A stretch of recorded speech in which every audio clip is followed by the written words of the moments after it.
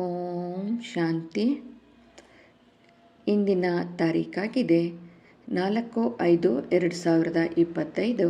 ಪ್ರತಃ ಮುರುಳಿ. ಓಂ ಶಾಂತಿ. ಅವ್ಯಕ್ತ ಬಾಪ್ದಾದ.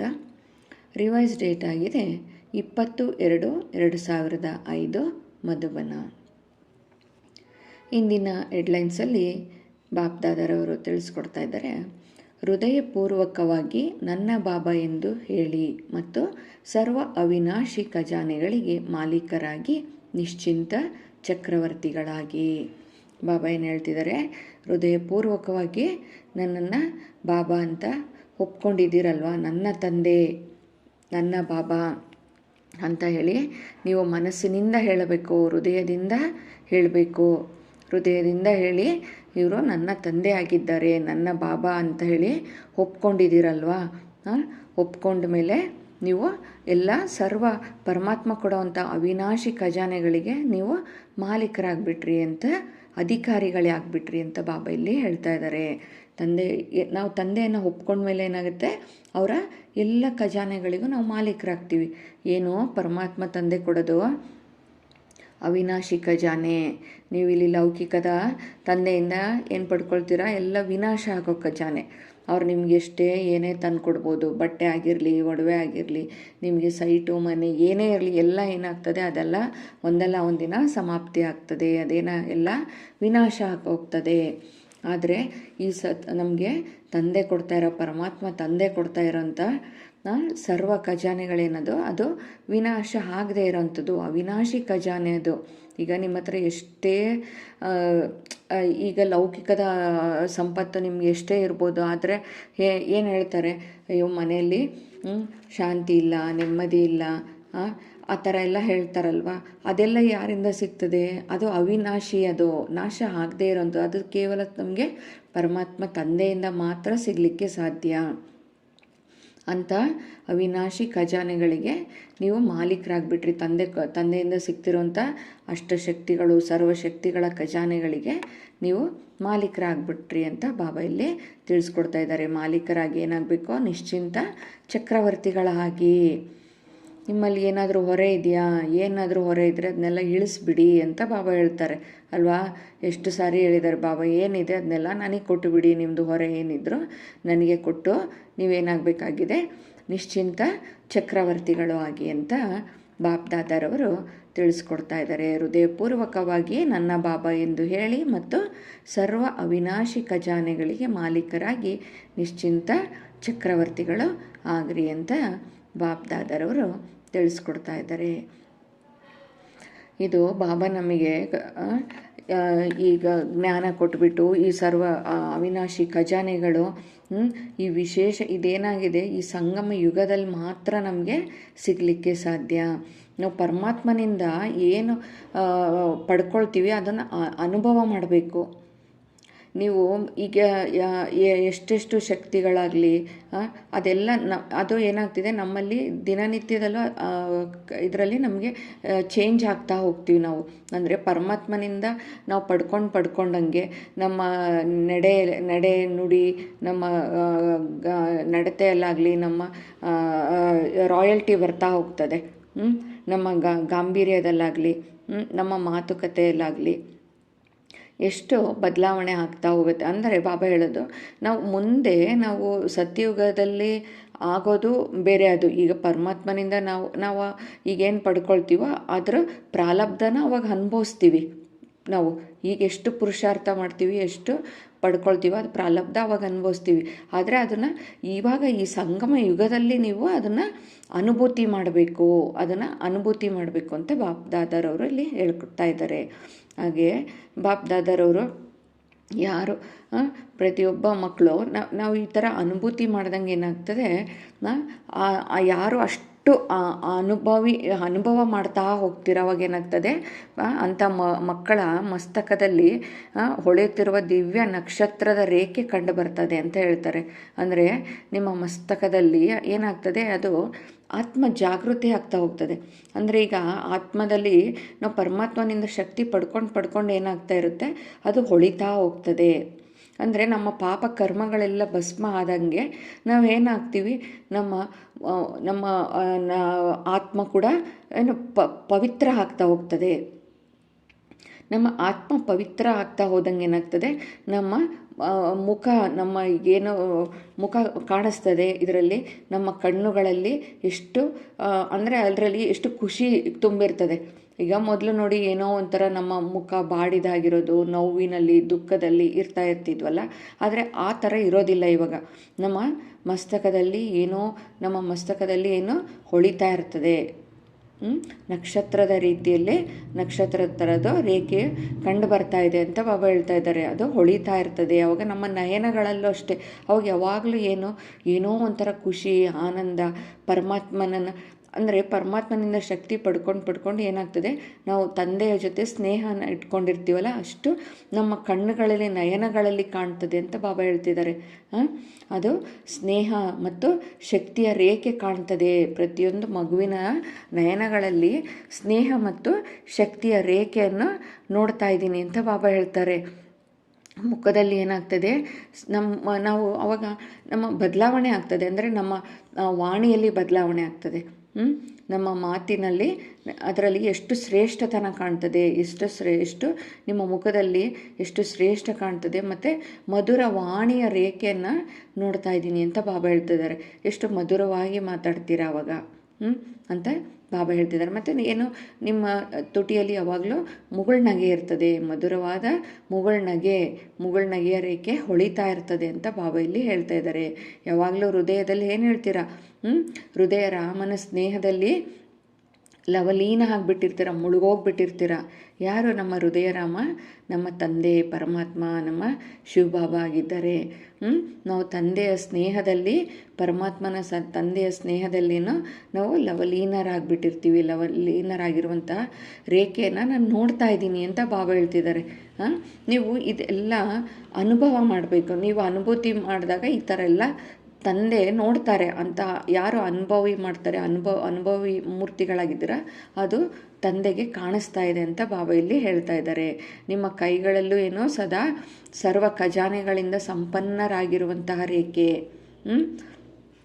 ನಿಮ್ಮ ಕೈಗಳಲ್ಲಿ ನಾವು ಪರಮಾತ್ಮನಿಂದ ಸರ್ವ ಖಜಾನೆಗಳನ್ನ ಪಡ್ಕೊಂಡ್ಮೇಲೆ ಏನಾಗ್ತೀವಿ, ನಾವು ಅದಕ್ಕೆ ಮಾಲೀಕರಾಗ್ತೀವಿ. ಸರ್ವ ಖಜಾನೆಗಳಿಗೆ ಮಾಲೀಕರಾದ ಸಂಪೂರ್ಣ ಪಡ್ಕೊಂಡು ನಾವು ಸಂಪನ್ನರಾಗಿರುವಂತಹ ರೇಖೆ ಕಾಣ್ತಾ ಇದೆ ಅಂತ ಬಾಬಾ ಇಲ್ಲಿ ತಿಳಿಸ್ಕೊಡ್ತಾ ಇದ್ದಾರೆ. ನಿಮ್ಮ ಕಾಲುಗಳಲ್ಲಿ ಪ್ರತಿ ಹೆಜ್ಜೆಯಲ್ಲಿ, ನಿಮ್ಮ ಪ್ರತಿಯೊಂದು ಹೆಜ್ಜೆಯಲ್ಲಿಯೂ ಏನೋ ಪದಮದ ರೇಖೆ ಕಾಣಿಸ್ತಾ ಇದೆ. ನಾವು ಎಷ್ಟು ನೋಡಿ, ಇಂಥ ತಂದೆಯನ್ನು ಪಡೆದು, ನಾವು ತಂದೆಯನ್ನು ಒಪ್ಕೊಂಡು ತಂದೆಯನ್ನು ಪಡೆದು, ಪರಮಾತ್ಮ ತಂದೆಯನ್ನು ನಮಗೆ ಇಷ್ಟು ಸರ್ವಶಕ್ತಿಗಳು, ಸರ್ವ ಖಜಾನೆಗಳಿಗೆ ಮಾಲೀಕರಾದಾಗ ನಾವು ಎಷ್ಟು ಪದಂ ಭಾಗ್ಯಶಾಲಿಗಳಲ್ವ. ನಾವು ನಮ್ಮ ಪ್ರತಿ ಹೆಜ್ಜೆಯಲ್ಲಿಯೂ ಕೂಡ ಪದಮದ ರೇಖೆಯನ್ನು ನೋಡ್ತಾ ಇದ್ದೀನಿ ಅಂತ ಬಾಬಾ ಹೇಳ್ತಿದ್ದಾರೆ. ಯಾವ್ದು ನಿಮಗೆ ನೀವು ಮಕ್ಕಳಿಗೆ ಈ ಸಂಗಮ ಯುಗದಲ್ಲಿ ಭಾಗ್ಯವು ಪ್ರಾಪ್ತಿಯಾಗಿದೆ. ಇಂಥ ಭಾಗ್ಯ ನಮಗೆ ಯಾವಾಗ ಪ್ರಾಪ್ತಿ ಆಗ್ಲಿಕ್ಕೆ ಸಾಧ್ಯ? ಇದು ಕೇವಲ ಸಂಗಮ ಯುಗದಲ್ಲಿ. ಇಂತಹ ಶ್ರೇಷ್ಠ ಭಾಗ್ಯ ನಮ್ಗೆ ಇಡೀ ಕಲ್ಪದಲ್ಲಿ ಯಾರ್ದು ಸಹ ಇರೋದಿಲ್ಲ. ಇದು ಯಾರು ಕೂಡ ಕೊಡ್ಲಿಕ್ಕೆ ಸಾಧ್ಯ ಇಲ್ಲ. ಇದು ಕೇವಲ ನಮಗೆ ತಂದೆ ಮಾತ್ರ ಕೊಡಲಿಕ್ಕೆ ಸಾಧ್ಯ. ಇಡೀ ನಮ್ಮ 5,000 ವರ್ಷದ ಈ ಕಲ್ಪದಲ್ಲಿ ನಮಗೆ ಕೊನೆಯ ಅಂತಿಮದಲ್ಲಿ ಮಾತ್ರ ತಂದೆ ಬಂದು, ಯಾಕಂದರೆ ನಾವು ಅಷ್ಟು ತಂದೆಯನ್ನು ದ್ವಾಪರ ಯುಗದಿಂದ ನಾವು ಯಾವಾಗ ಭಕ್ತಿ ಮಾರ್ಗದಲ್ಲಿ ಮುಳುಗಿ ಅಲ್ಲಿ ನಮ್ದು ಎಲ್ಲ ಕರ್ಮದ ಎಲ್ಲ ಲೆಕ್ಕಾಚಾರಗಳ ಮುಗಿದು ನಮಗೆಷ್ಟು ಅಲ್ಲಿ ತ್ರಾಯಿ ಅಂದೋಗಿರ್ತೀವಿ. ತಂದೆಯನ್ನು ಎಷ್ಟು ಹುಡುಕಿ ಬಂದು ನಮ್ಮನ್ನು ಈ ಪಾಪದ ಜಗತ್ತಿನಿಂದ ಕರ್ಕೊಂಡು ಹೋಗು ತಂದೆ, ನಮಗೆ ಸಾಕಾಗಿ ಈ ಪಾಪದ ಜಗತ್ತಿನಿಂದ ನಮ್ಮನ್ನು ಕರ್ಕೊಂಡು ಹೋಗು, ನಮಗೆ ಮುಕ್ತಿಯನ್ನು ಕೊಡಿಸು ಅಂತ ನಾವು ತಂದೆಯನ್ನು ಕೂಗಿ ಕರೆದಾಗ ಏನಾಗ್ತದೆ? ತಂದೆ ಬರೋದು ಈ ಸಂಗಮ ಯುಗದಲ್ಲಿ. ಸಂಗಮ ಯುಗ ಅಂದರೆ ಕಲಿಯುಗದ ಅಂತಿಮ, ಸತ್ಯುಗದ ಆದಿ. ಈ ಎರಡರ ಮಧ್ಯೆ ಏನಿದೆ ಇದು ಸಂಗಮ ಯುಗ. ಈ ಸಂಗಮ ಯುಗದಲ್ಲಿ ತಂದೆ ಬಂದುಬಿಟ್ಟು ನಮಗೆ ಇಷ್ಟು ಭಾಗ್ಯವಂತರನ್ನಾಗಿ ಮಾಡ್ತಾ ಇದ್ದಾರೆ. ನಮ್ಮ ಭಾಗ್ಯವನ್ನು ಬೆಳಗಿಸ್ತಾ ಇದ್ದಾರೆ. ಇಂಥ ಶ್ರೇಷ್ಠ ಭಾಗ್ಯ ಬೇರೆ ನಮಗೆ ಯಾರು ಕೊಡಲಿಕ್ಕೆ ಸಾಧ್ಯ ಇಲ್ಲ. ಇದನ್ನು ತಂದೆಯ ವಿನಃ ಮತ್ತು ಯಾರು ಕೊಡಲಿಕ್ಕೆ ನಮಗೆ ಸಾಧ್ಯ ಇಲ್ಲ. ಇಂತಹ ಭಾಗ್ಯವನ್ನು ನಾವು ಅನುಭವ ಮಾಡಬೇಕು. ಇದನ್ನು ಇಂಥ ಭಾಗ್ಯವನ್ನು ಅನುಭವ ಮಾಡ್ತಾ ಇರಬೇಕು. ಇಷ್ಟು ಶ್ರೇಷ್ಠ ಭಾಗ್ಯದ ಆತ್ಮೀಯ ನಶೆಯ ಅನುಭವನ ಮಾಡ್ತಾ ಇರಬೇಕು ನಾವು. ಇಷ್ಟು ಏಕೆಂದರೆ ಇದು ಆತ್ಮಿಕವಾದ ಅನುಭವ. ಇದು ಏನು ನಾವು ಲೌಕಿಕದಲ್ಲಿ ಅದೇ ಖುಷಿ, ಅದೇ ಆನಂದ ಅಂತ ತಿಳ್ಕೊಂಬಿಡ್ತಾರೆ. ಮತ್ತು ಅದೇ ಒಂದು ಕ್ಷಣಕ್ಕೆ ಏನಾಗ್ತದೆ, ಅಲ್ಲಿ ಏನಾದರೂ ನೋವಿನ ಸಂಗತಿ ನಡೆದ ತಕ್ಷಣ ಮತ್ತೆ ದುಃಖ ಆಗ್ತದೆ. ಆದರೆ ಇದು ನಮಗೇನಾಗ್ತದೆ, ಪರಮಾತ್ಮ ಕೊಡ್ತಾ ಇರೋದು ಇದು ಅವಿನಾಶಿ ಖಜಾನೆ. ಇದು ಎಂದು ನಾಶವಾಗದೇ ಇರೋವಂಥದ್ದು. ಇದೇನದೆ, ಇದು ಆತ್ಮೀಯ ನಶೆ ಅನುಭವ ನಮ್ಮದು. ಯಾವಾಗಲೂ ನಾವು ಇದನ್ನು ಈ ಶ್ರೇಷ್ಠ ಭಾಗ್ಯದ ಆತ್ಮೀಯ ನಶೆನ ಅನುಭವ ಮಾಡ್ತಾ ಇರಬೇಕು ಅಂತ ಬಾಪ್ದಾದರವರು ಇಲ್ಲಿ ಹೇಳ್ತಾ ಇದ್ದಾರೆ. ಹೃದಯದಲ್ಲೂ ಸಹ ನಾವೇನು ಹೇಳ್ಕೋಬೇಕು, ನಮ್ಮಷ್ಟಕ್ಕೆ ನಾವು ಸ್ವತಃವಾಗಿ ಹೇಳ್ಕೋಬೇಕು, ಸ್ವಯಂವಾಗಿ ವಾ ನನ್ನ ಭಾಗ್ಯವೇ ಅಂತ ಹಾಡ್ಕೋಬೇಕು. ವಾ ನನ್ನ ಭಾಗ್ಯವೇ, ವಾ ನನ್ನ ಭಾಗ್ಯವೇ ಅಂತ ಹೇಳ್ಬಿಟ್ಟು ನಮ್ಮಷ್ಟಕ್ಕೆ ನಾವು ಸ್ವತಃವಾಗಿ ಈ ಗೀತೆಯನ್ನು ಹಾಡ್ಕೊಳ್ತಾ ಇರಬೇಕು ಅಲ್ವಾ. ಎಷ್ಟು ಸಾರಿ ಅಂದ್ಕೊಂಡಿದ್ದೀರಲ್ವ ಎಲ್ರೂ, ನನಗೆ ಪರಮಾತ್ಮ ಸಿಕ್ಕ ಮೇಲೆ, ತಂದೆ ಸಿಕ್ಕ ಮೇಲೆ ಎಷ್ಟು ಖುಷಿಯಾಗಿದ್ದೀರಾ, ನೆಮ್ಮದಿಯಾಗಿದ್ದೀರಾ.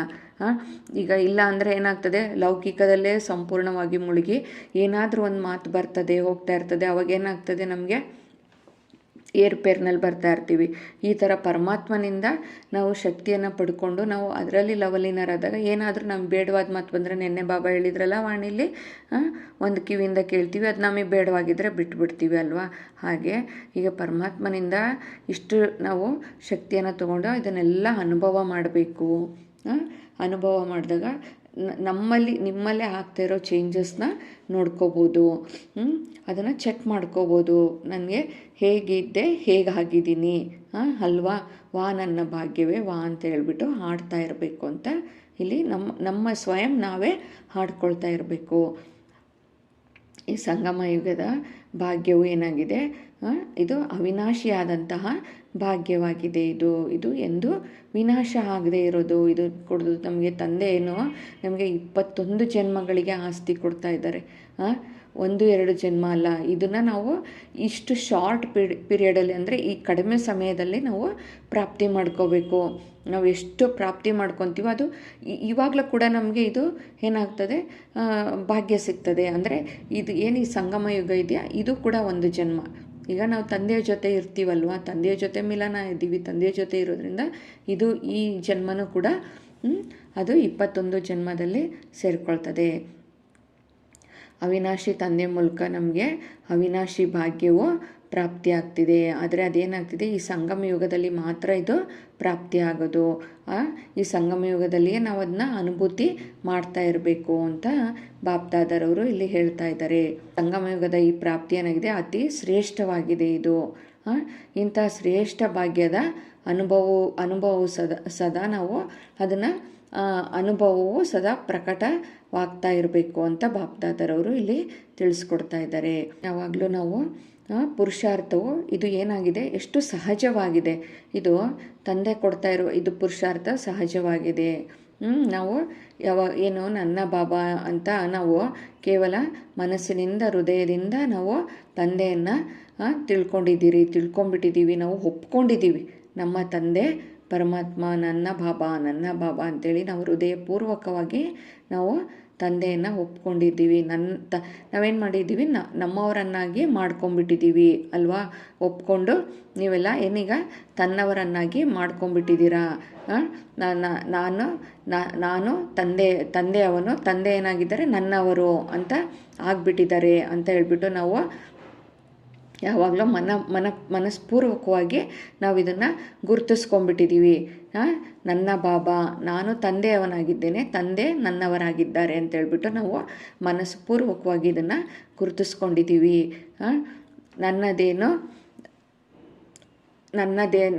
ಏನಾಗಿದೆ, ಈಗ ನಾವು ತಂದೆಯನ್ನು ಒಪ್ಕೊಂಡ ಮೇಲೆ ತಂದೆಯದೇನಿದೆ ಅದೆಲ್ಲವೂ ಒಪ್ಕೊಂಡ್ಮೇಲೆ ನಾವೇನಾದ್ವಿ, ಅಧಿಕಾರಿಗಳಾದ್ವಿ. ನಾವು ತಂದೆಯ ಆಸ್ತಿಗೆ ಅಧಿಕಾರಿಗಳಾದ್ವಿ. ಅಧಿಕಾರವೂ ಸಹ ಏನಾಗಿದೆ, ಅದು ಕೂಡ ಎಷ್ಟೊಂದು ದೊಡ್ಡದಾಗಿದೆ ಅಲ್ವಾ. ತಂದೆಯ ಆಸ್ತಿಗೆ ಅಧಿಕಾರಿ, ಪರಮಾತ್ಮ ತಂದೆಯ ಆಸ್ತಿಗೆ ಅಧಿಕಾರಿ ಆಗೋದಂದ್ರೇನು, ಅದು ಸುಮ್ಮನೆ ಮಾತಲ್ಲ, ಅದು ಎಷ್ಟು ದೊಡ್ಡದಾಗಿದೆ. ಅದಕ್ಕೆ ಬಾಬಾ ಹೇಳಿದೆ, ನಮ್ಗೆ ಯಾರಾದರೂ ನಿಮ್ಗೆ ಏನು ಸಿಕ್ಕಿದೆ, ಇಲ್ಲಿ ಹೋಗೋದ್ರಿಂದ ಏನು ಪ್ರಾಪ್ತಿಯಾಗಿದೆ, ಏನು ಸಿಕ್ಕಿದೆ ಅಂತ ನಮ್ಗೆ ಯಾರಾದರೂ ಕೇಳಿದರೆ ನಾವು ಏನು ಹೇಳ್ತೀವ? ನಾವು ಏನು ಹೇಳಬೇಕು, ಏನು ಹೇಳ್ತೀವಿ ಹೇಳಿ? ಏನೋ ಕೇಳಿದರೆ ನಾವು ಏನನ್ನು ಪಡ್ಕೋಬೇಕಿತ್ತು ಅದನ್ನೆಲ್ಲ ಪಡ್ಕೊಂಬಿಟ್ವಿ ಅಂತ ಹೇಳ್ತೀವಲ್ವ ಈಗ. ನಮಗೆ ಇಷ್ಟು ವರ್ಷ ನಮ್ಗೆ ಎಷ್ಟೇ ಏನೇ ಇದ್ದರೂ ಒಂದು ಸ್ವಲ್ಪ ಅತೃಪ್ತಿ ಇತ್ತು. ಎಲ್ಲ ಇದೆ ನಮಗೆ, ಆದರೆ ಮನಸ್ಸಿಗೆ ನೆಮ್ಮದಿ ಇಲ್ಲ. ಮನಸ್ಸಲ್ಲಿ ಏನೋ ಒಂಥರ ಅಲ್ಲೋಲ ಕಲ್ಲೋಲ ಆಗ್ತಿರುತ್ತೆ, ಖುಷಿ ಇಲ್ಲ ಅಂತ ಏನಾದರೂ ಒಂದು ಇರ್ತಾನೆ ಇತ್ತು. ಆದರೆ ಈಗೇನು ಅನಿಸ್ತಿದೆ, ನಾವು ಏನು ಪಡ್ಕೋಬೇಕಿತ್ತು ಅದನ್ನು ಪಡ್ಕೊಂಬಿಟ್ವಿ ಅಂತ ಹೇಳ್ತಿರಲ್ವ. ಯಾರಾದರೂ ಕೇಳಿದರೆ ನೀವು ಹೇಳ್ತಿರಲ್ವ ಅಂತ ಬಾಪ್ ದಾದಾ ಇದು ಹೇಳ್ತಿದ್ದಾರೆ. ಇಲ್ಲಿ ಪರಮಾತ್ಮ ತಂದೆಯಿಂದ, ಪರಮಾತ್ಮ ಖಜಾನೆಯಲ್ಲಿ ಅಪ್ರಾಪ್ತವಾದದ್ದು ಯಾವುದೂ ಇಲ್ಲ. ಯಾವುದಾದ್ರೂ ಇದೆನಾ? ಪರಮಾತ್ಮ ತಂದೆಯ ಖಜಾನೆಯಲ್ಲಿ ಅಪ್ರಾಪ್ತವಾದದ್ದು ಯಾವುದೂ ಇಲ್ಲ. ಎಲ್ಲವೂ ಪ್ರಾಪ್ತವಾಗಿದೆ. ಎಲ್ಲ ಪ್ರಾಪ್ತಿ ಸ್ವರೂಪದ ಅನುಭವವನ್ನು ಮಾಡ್ತಾ ಇದ್ದೀರಾ? ಎಲ್ಲರೂ ಮಾಡಿದ್ದೀರಾ ಅಲ್ವಾ? ನಮಗೆಲ್ಲ ಪರಮಾತ್ಮನ ಖಜಾನೆಯಿಂದ ಎಲ್ಲ ಪ್ರಾಪ್ತಿಯಾಗಿದೆ. ಅದನ್ನು ಅನುಭವ ಮಾಡ್ತಾ ಇದ್ದೀರಲ್ವ ಎಲ್ರೂ? ಅದನ್ನು ಅನುಭವ ಮಾಡಬೇಕು, ಮಾಡ್ತಾ ಇರಬೇಕು. ಮಾಡಿದ್ದೀರಲ್ವ ಅಂತ ಬಾಪ್ ದಾದಾರವರು ಇಲ್ಲಿ ಕೇಳ್ತಾ ಇದ್ದಾರೆ. ಈಗ ನಾವು ಭವಿಷ್ಯದ ಮಾತು ಬೇರೆ ಆಗಿದೆ. ಅಂದರೆ ನಾವು ಸತ್ಯಯುಗದಲ್ಲಿ ಈಗ ಪರಮಾತ್ಮನ ಖಜಾನೆಗಳಿಗೆ ಅಧಿಕಾರಿ, ಜ್ಞಾನ ಪಡ್ಕೊಂಡು, ಪರಮಾತ್ಮನಿಂದ ಸರ್ವಶಕ್ತಿಗಳನ್ನ ಪಡ್ಕೊಂಡು, ನಮ್ಮ ಪಾಪ ಕರ್ಮಗಳ ಭಸ್ಮ ಮಾಡಿಕೊಂಡು, ನಾವು ಪರಮಾತ್ಮನ ಖಜಾನೆಗೆ ಅಧಿಕಾರಿ ಎಲ್ಲ ಆದಮೇಲೆ ನಾವೇನಾಗ್ತೀವಿ? ನಾವು ಭವಿಷ್ಯದಲ್ಲೂ ಕೂಡ ಅಧಿಕಾರಿಗಳು ಹಾಗೆ ಆಗ್ತೀವಿ. ಸತ್ಯಯುಗದಲ್ಲಿ ಹೋಗ್ತೀವಿ, ರಾಜ್ಯವನ್ನು ಮಾಡ್ತೀವಿ ಅಲ್ಲಿ. ಆದರೆ ಅದು ಭವಿಷ್ಯದ ಮಾತು ಬೇರೆ ಆಗಿದೆ. ಆದರೆ ಏನು ಮಾಡಬೇಕು? ಸಂಗಮಯುಗದಲ್ಲಿ ಪ್ರಾಪ್ತಿ ಸ್ವರೂಪದ ಅನುಭವ ಮಾಡಬೇಕು. ನಾವು ಅದನ್ನು ಅನುಭವ ಮಾಡ್ತಾ ಇರಬೇಕು. ಈ ಸಂಗಮಯುಗದಲ್ಲಿ ಅನುಭವ ನಾವು ಏನು ಮಾಡ್ತೀವೋ ಅದು ಭವಿಷ್ಯದಲ್ಲಿ ಸಹ ಮಾಡಲಿಕ್ಕೆ ಸಾಧ್ಯ ಆಗ್ತದೆ. ಈಗ ನೀವು ಸಂಗಮಯುಗದಲ್ಲಿ ಈಗೇನು ಅದನ್ನು ಅನುಭವ ಮಾಡ್ದಲೆ, ಅಂದರೆ ಸುಮ್ಮನೆ ಬಾಬಾನಿಂದ ಏನೋ ಹೋಗೋದು, ಮುರುಳಿ ಕೇಳೋದು, ಬರೋದು ಅಷ್ಟಷ್ಟಕ್ಕೆ ಬಿಟ್ಕೊಂಡು ಹೋದರೆ ಅದೇನೋ ಪ್ರಯೋಜನ ಇಲ್ಲ. ಹುಡುಗಾಟಿಕೆಯಲ್ಲಿ ಇರೋದು. ಪರಮಾತ್ಮನಿಂದ ಈ ಥರ ಎಲ್ಲ ಖಜಾನೆಗಳನ್ನ ಪಟ್ಕೊಂಡು ಅದನ್ನು ಅನುಭವ ಮಾಡ್ದಲೆ ಸುಮ್ಮನೆ ಕ್ಲಾಸಿಗೆ ಹೋಗೋದು, ಬರೋದು, ಮನೆಯಲ್ಲಿ ಮತ್ತೆ ಬರೀ ಕೆಲಸ ಕಾರ್ಯಗಳಲ್ಲೇ ಇದ್ದು ಬಿಡೋದು. ಅಂದರೆ ತಂದೆಯ ನೆನಪು ಮಾಡ್ದಂಗೆ. ಇಲ್ಲ ಕರ್ಮಯೋಗಿಗಳು ಕೆಲಸ ಮಾಡ್ತಾನೋ ತಂದೆಯನ್ನು ನೆನಪು ಮಾಡ್ಬೋದು ಅಲ್ವಾ? ಯಾಕಂದರೆ ಇರೋದು ಇಷ್ಟು ಬೆಳಗ್ಗೆಯಿಂದ ರಾತ್ರಿವರೆಗೂ ಕೆಲಸ ಇರಲ್ಲ. ಆದರೂ ಇದ್ರೂ ಕೂಡ ತಂದೆ ನೆನಪು ಮಾಡ್ಬೋದಲ್ವಾ? ಯಾವಾಗಲೂ ನಮ್ಮನ್ನು ನಾವು ಕಲ್ಯಾಣ ಮಾಡ್ಕೊಳ್ಳೋದಕ್ಕೋಸ್ಕರನೂ ನಾವು ಸದಾ ಯುಕ್ತಿಗಳನ್ನ ಹುಡುಕ್ತಾ ಇರಬೇಕು. ಆ ಥರ ನಮ್ಮನ್ನು ನಾವು ಪರಿವರ್ತನೆ ಮಾಡ್ಕೋಬೇಕು, ನಮ್ಮನ್ನು ಸ್ವಯಂ ಕಲ್ಯಾಣ ಮಾಡ್ಕೊತಾ ಇರಬೇಕು ಅಂತ ಹೇಳ್ಬಿಟ್ಟು ನಾವು ಅದನ್ನು ಪರಮಾತ್ಮನ ನೆನಪಲ್ಲಿ ಅಥವಾ ಆಸ್ತಿಯನ್ನು ನೆನಪು ಮಾಡಬೇಕು. ಈ ಥರ ಯಾವಾಗಲೂ ನಾವು ಅನುಭವ ಮಾಡ್ತಾ ಇರಬೇಕು. ಏನಾದರೂ ಒಂದು ನಮ್ಮ ತಲೆ ಖಾಲಿ ಬಿಟ್ಟರೆ ಏನಾಗ್ತದೆ? ಅದು ಮತ್ತೆ ಮಾಯೆ ಬಂದು ಕುತ್ಕೊಂಡ್ಬಿಡ್ತದೆ. ಅದಕ್ಕೆ ಯಾವಾಗಲೂ ನಾವು ಏನಾದರೂ ಪರಮಾತ್ಮನ ಸ್ಮರಣೆ ಅದನ್ನು ಯಾವಾಗಲೂ ನಮ್ಮ ಇದರಲ್ಲಿ ಮಾಡ್ತಾನೇ ಇರಬೇಕು, ಬುದ್ಧಿಯಲ್ಲಿ ಅಂತ ಬಾಪ್ ದಾದಾ ಇಲ್ಲಿ ಹೇಳ್ತಾ ಇದ್ದಾರೆ. ಅದಕ್ಕೆ ನಾವು ಈಗೇನಿದೆ, ಒಂದು ವೇಳೆ ನಾವು ಈ ಸಂಗಮಯುಗದಲ್ಲಿ ಅನುಭವ ಮಾಡಲಿಲ್ಲವೆಂದರೆ ಭವಿಷ್ಯವೂ ಸಹ ಮಾಡಲಿಕ್ಕೆ ಸಾಧ್ಯವಿಲ್ಲ. ಅದಕ್ಕೆ ಅದು ಭವಿಷ್ಯದಲ್ಲಿ ಪ್ರಾರಬ್ಧನ ಅನುಭವಿಸ್ತೀರವಾಗ ಭವಿಷ್ಯದಲ್ಲಿ ಅದು ಪ್ರಾರಬ್ಧ ಬರ್ತದೆ, ಸಿಗ್ತದೆ. ಆದರೆ ಈಗ ನೀವು ಅದನ್ನು ಅನುಭವಿಸಬೇಕು. ಸಂಗಮಯುಗದಲ್ಲಿ ಏನಿರ್ತದೆ ಅದನ್ನು ಭವಿಷ್ಯದಲ್ಲಿ ಅದನ್ನು ಈಗ ನಾವು ಅದನ್ನು ಅನುಭವ ಮಾಡಬೇಕು. ಮಾಡಲಿಲ್ಲ ಅಂದರೆ ಅದು ಆಗೋದಿಲ್ಲ ಅಂತ ಬಾಪ್ ದಾದಾ ಇಲ್ಲಿ ತಿಳಿಸ್ಕೊಡ್ತಾ ಇದ್ದಾರೆ. ಅದಕ್ಕೆ ಅದು ಪ್ರಾರಬ್ಧವಾಗಿದೆ, ಭವಿಷ್ಯದ ಪ್ರಾರಬ್ಧವಾಗಿದೆ. ಆದರೆ ಪ್ರಾರಬ್ಧ ಈಗಿನ ಪುರುಷಾರ್ಥದ ಶ್ರೇಷ್ಠ ಕರ್ಮದಿಂದ ಆಗ್ತದೆ. ನೀವೀಗ ಏನು ಶ್ರೇಷ್ಠ ಕರ್ಮವನ್ನು ಮಾಡ್ತೀರೋ ಅದರ ನೀವೀಗ ಎಷ್ಟು ಪುರುಷಾರ್ಥ ಮಾಡ್ತೀರೋ, ಪುರುಷಾರ್ಥ ಮಾಡಿ ಎಷ್ಟು ಶ್ರೇಷ್ಠ ಕರ್ಮವನ್ನು ಮಾಡ್ತೀರೋ ಅಷ್ಟು ನಿಮಗೆ ಭವಿಷ್ಯದಲ್ಲಿ ಪ್ರಾರಬ್ಧ ಸಿಗ್ತಾ ಹೋಗ್ತದೆ. ಕೊನೆಯಲ್ಲಿ ಏನಾಗ್ತೀರಾ? ಅವಾಗ ಅನುಭವ ಸ್ವರೂಪರಾಗಿ ಬಿಡ್ತೀರಾ ಅಂತ ಬಾಬಾ ಇಲ್ಲಿ ತಿಳಿಸ್ಕೊಡ್ತಾ ಇದ್ದಾರೆ. ಅನುಭವಿ ಸ್ವರೂಪರು ಆಗಿಬಿಡ್ತೀರಾ ಅಂತ ಹೇಳ್ತಾ ಇದ್ದಾರೆ. ಸಂಗಮಯುಗದ ಬಹಳ ಕಾಲದ ಅನುಭವವೇ ಪ್ರಾರಬ್ಧವಾಗ್ತದೆ. ವಿಶೇಷ ಅನುಭವವು ಈಗಿನದ್ದಾಗಿದೆ. ಅಲ್ವಾ. ನೀವು ಸ್ವರ್ಗದಲ್ಲಿ ಸತ್ಯಯುಗದಲ್ಲಿ ಜೀವನ್ಮುಕ್ತಿಯಲ್ಲಿ ಏನೋ ಹೋಗಿ ನೀವು ವಿಶೇಷವಾಗಿ ಅಲ್ಲಿ ಏನು ಹೋಗಿ ಅನುಭವ ಮಾಡ್ತೀರಾ, ಹೆಂಗಿರ್ತೀರಾ ಅಲ್ಲಿ ಆತ್ಮಿಕ ಸ್ಥಿತಿಯಲ್ಲಿ ಇರ್ತೀರಾ ಅಲ್ವಾ. ಅಲ್ಲಿ ಏನಾಗ್ತದೆ ನಿಮಗೆ ಎಷ್ಟು ಅಲ್ಲಿ ಸಂಪತ್ತಿರುತ್ತೆ, ಎಷ್ಟು ಸಂಪತ್ಭರಿತವಾಗಿರ್ತೀರ. ಆದರೆ ಏನಾಗ್ತದೆ ಅಲ್ಲಿ ಶರೀರದಲ್ಲಿ ಬರೋದಿಲ್ಲ, ಅಲ್ಲಿ ಏನಿರ್ತದೆ ಯಾವಾಗಲೂ ಅಲ್ಲಿ ಆತ್ಮಿಕ ಸ್ಥಿತಿಯಲ್ಲಿ ಇರ್ತೀರ. ಆ ರೀತಿ ಈಗಲೇ ಅನುಭವ ಮಾಡಬೇಕು ಅಂತ ಇಲ್ಲಿ ಬಾಬಾ ಹೇಳ್ತಾ ಇರೋದು. ಅಂದರೆ ಇಲ್ಲಿಯೂ ನೀವು ಆತ್ಮಿಕ ಸ್ಥಿತಿಯಲ್ಲಿ ಇರಬೇಕು. ಆತ್ಮಿಕ ಸ್ಥಿತಿಯಲ್ಲಿ ಇರೋದನ್ನು ಈಗಲೇ ನಾವು ಅನುಭವ ಮಾಡ್ತಾ ಹೋಗಬೇಕು, ಅದನ್ನು ಈಗಲೇ ನಾವು ಮಾಡ್ತಾ ಇರಬೇಕು. ಶರೀರದಲ್ಲಿ ಬರಬಾರ್ದು. ಒಂದು ಆಗಿಂದಾಗೆ ನಾವು ಶರೀರದಲ್ಲಿ ಬೇಕಿದ್ದಾಗ ಬರಬೇಕು, ಆಗಿಂದಾಗೆ ನಾವು ಆತ್ಮಿಕ ಸ್ಥಿತಿಯಲ್ಲಿ ಹೋಗ್ತಾ ಇರಬೇಕು, ಆತ್ಮಾಭಿಮಾನಿಗಳಾಗಿರಬೇಕು, ದೇಹದಲ್ಲಿ ಬರಬಾರ್ದು. ಇದೆಲ್ಲ ನಾವು ಈಗ ಎಷ್ಟು ಅನುಭವ ಮಾಡ್ತಾ ಇರಬೇಕು. ಹಾಗೇನಾಗ್ತದೆ ಅದು ಮುಕ್ತ ಸ್ಥಿತಿಯಲ್ಲಿ ಜೀವನ್ಮುಕ್ತಿಯ ವಿಶೇಷ ಅನುಭವವು ಏನಾಗಬೇಕು, ಈಗಿನದ್ದಾಗಬೇಕು. ಅದು ಈಗ ಅದರಲ್ಲಿ ನಾವು ಬರಬೇಕು. ಅಂದರೆ ನಾವು ಸತ್ಯುಗದಲ್ಲಿ ಏನು ಆಗ್ತೀವೋ ಅದು ಆವಾಗ ಹೋಗಿ ಆಗೋದಲ್ಲ, ನಾವು ಅದನ್ನು ಈಗ ಪ್ರಾಕ್ಟೀಸ್ ಮಾಡಬೇಕು. ಅಂದರೆ ಈ ಸಂಗಮ ಯುಗದಲ್ಲಿಯೇ ನಾವು ಆ ರೀತಿ ಆಗಬೇಕು. ಆಗ ಅದು ನಮಗೆ ಸತ್ಯಯುಗದಲ್ಲಿ ನಮಗೆ ನಾವು ಅದನ್ನು ಪ್ರಾಪ್ತಿ ಆಗ್ತದೆ, ಪ್ರಾರಬ್ಧದಲ್ಲಿ ಅನುಭವಿಸ್ಲಿಕ್ಕೆ ಆಗ್ತದೆ. ನಾವು ನಿಶ್ಚಿಂತ ಚಕ್ರವರ್ತಿಗಳಾಗೋ ಅನುಭವನೂ ಕೂಡ ಈಗಿನದ್ದಾಗಿದೆ. ಅಲ್ಲಿ ನೋಡಿ ಏನು ಚಿಂತೆನೇ ಇರೋದಿಲ್ಲ ಅಲ್ವಾ. ಅಲ್ಲಿ ಏನೇ ಇರ್ಬೋದು, ಅವನು ದೊಡ್ಡ ರಾಜ ಆಗಿರ್ಬೋದು, ಇಲ್ಲ ದಾಸದಾಸಿ ಆಗಿರ್ಬೋದು, ಇಲ್ಲ ಪ್ರಜೆ ಆಗಿರ್ಬೋದು, ಅವ್ರು ಯಾರಲ್ಲೂ ಸಹ ಯಾವುದೇ ಚಿಂತೆ ಅನ್ನೋದು ಇರಲ್ಲ, ದೇಹ ಅಭಿಮಾನ ಇರೋದಿಲ್ಲ. ಆಮೇಲೆ ಅಲ್ಲಿ ಅವರು ತುಂಬ ರಾಜ ಆಗಿದ್ದಾರೆ, ನಾನು ಪ್ರಜೆ ಆಗಿದ್ದೀನಿ, ನಾನು ದಾಸಿ ಆಗಿದ್ದೀನಿ ಅಂತ ಅಲ್ಲಿ ಮೇಲು ಕೀಳಿಂದ ಆ ಥರ ಇರೋದೇ ಇಲ್ಲ ಅಲ್ಲಿ. ಅಂದರೆ ಅದು ಬುದ್ಧಿಯಲ್ಲಿ ಬರೋದೇ ಇಲ್ಲ. ಅಂದರೆ ಅಲ್ಲಿ ಎಲ್ಲರೂ ಸುಖವಾಗಿ ಇರ್ತಾರೆ, ಎಲ್ಲರೂ ಅಲ್ಲಿ ಖುಷಿಯಿಂದ ಇರ್ತಾರೆ, ನೆಮ್ಮದಿಯಿಂದ ಇರ್ತಾರೆ. ಅಂದರೆ ಅವರವರ ಸ್ಥಾನದಲ್ಲಿ ಇದ್ಕೊಂಡು ಅವರು ಅವರವರ ಕೆಲಸ ಮಾಡ್ತಾ ಅವರವರ ಸ್ಥಾನದಲ್ಲಿ ಇದ್ಕೊಂಡು ಅದನ್ನು ನೆಮ್ಮದಿಯಿಂದ ಇರ್ತಾರೆ. ಅಲ್ಲಿ ದುಃಖದ ಮಾತೇ ಇಲ್ಲ, ದುಃಖದ ಚಿಹ್ನೆಯೇ ಇಲ್ಲ, ಅಲ್ಲಿ ಅಂಶ ಮಾತ್ರವೂ ಇರೋದಿಲ್ಲ. ಅಲ್ಲಿ ದೇಹ ಅಭಿಮಾನನೇ ಇರೋದಿಲ್ವಲ್ಲ, ಅಲ್ಲಿ ಎಲ್ಲರೂ ಆತ್ಮಿಕ ಅಭಿಮಾನಿಗಳಾಗಿರ್ತಾರಲ್ವ. ಆದ್ದರಿಂದ ಅದನ್ನೆಲ್ಲ ನೀವು ಹೀಗೆ ಅನುಭವ ಮಾಡಬೇಕು. ಅದೆಲ್ಲ ನಮಗೆ ಈಗಲಿಂದನೇ ಅದನ್ನು ಮಾಡ್ತಾ ಹೋಗಬೇಕು. ಮತ್ತು ನಿಶ್ಚಿಂತ ಚಕ್ರವರ್ತಿಗಳಾಗುವ ಅನುಭವವು ಈಗಿನದಾಗಿದೆ ಅಂತ ಬಾಪ್ದಾದರವರು ತಿಳಿಸ್ಕೊಡ್ತಾ ಇದ್ದಾರೆ ಇಲ್ಲಿ. ಯಾವಾಗ ದಾತನ ಮಕ್ಕಳಾಗ್ಬಿಟ್ರಿ ಅಂದಮೇಲೆ ಚಿಂತೆ ಎಲ್ಲ ಹೋಯ್ತಲ್ವ. ಎಲ್ಲ ಮಕ್ಕಳು ನನ್ನ ಬಾಬಾ ಅಂತ ಹೇಳಿ ಒಪ್ಕೊಂಡು ನಾವು ದಾತನ ಮಕ್ಕಳಾದ್ಮೇಲೆ ಏನಾಯಿತು, ಚಿಂತೆ ಎಲ್ಲ ಹೊರಟೋಯ್ತು. ಚಿಂತೆಯ ಹೊರೆಯನ್ನೆಲ್ಲ ಇಳಿಸಿ ಈಗ ನಿಶ್ಚಿಂತ ಚಕ್ರವರ್ತಿಗಳು ಆಗಿ. ಈಗೇನಾಗ್ತಾ ಇದೆ, ನೀವು ಮಾಯೆ ಆಟನ ಸಹ ನೋಡ್ತಾ ಇದ್ದೀರಾ. ಈಗ ಮಾಯೆ ಏನಾಗಿದೆ, ಈಗ ಮಾಯೆ ಈಗಾಗಲೇ ಶುರು ಮಾಡ್ಕೊಂಡಿದೆ ಅಲ್ಲ, ನೋಡ್ತಾ ಇದ್ದೀರಾ. ಈಗ ಎಷ್ಟು ಆಗಲೇ ಈಗ ನೋಡಿದ್ರಿ ಎಲ್ಲ ಕಡೆ. ಈಗ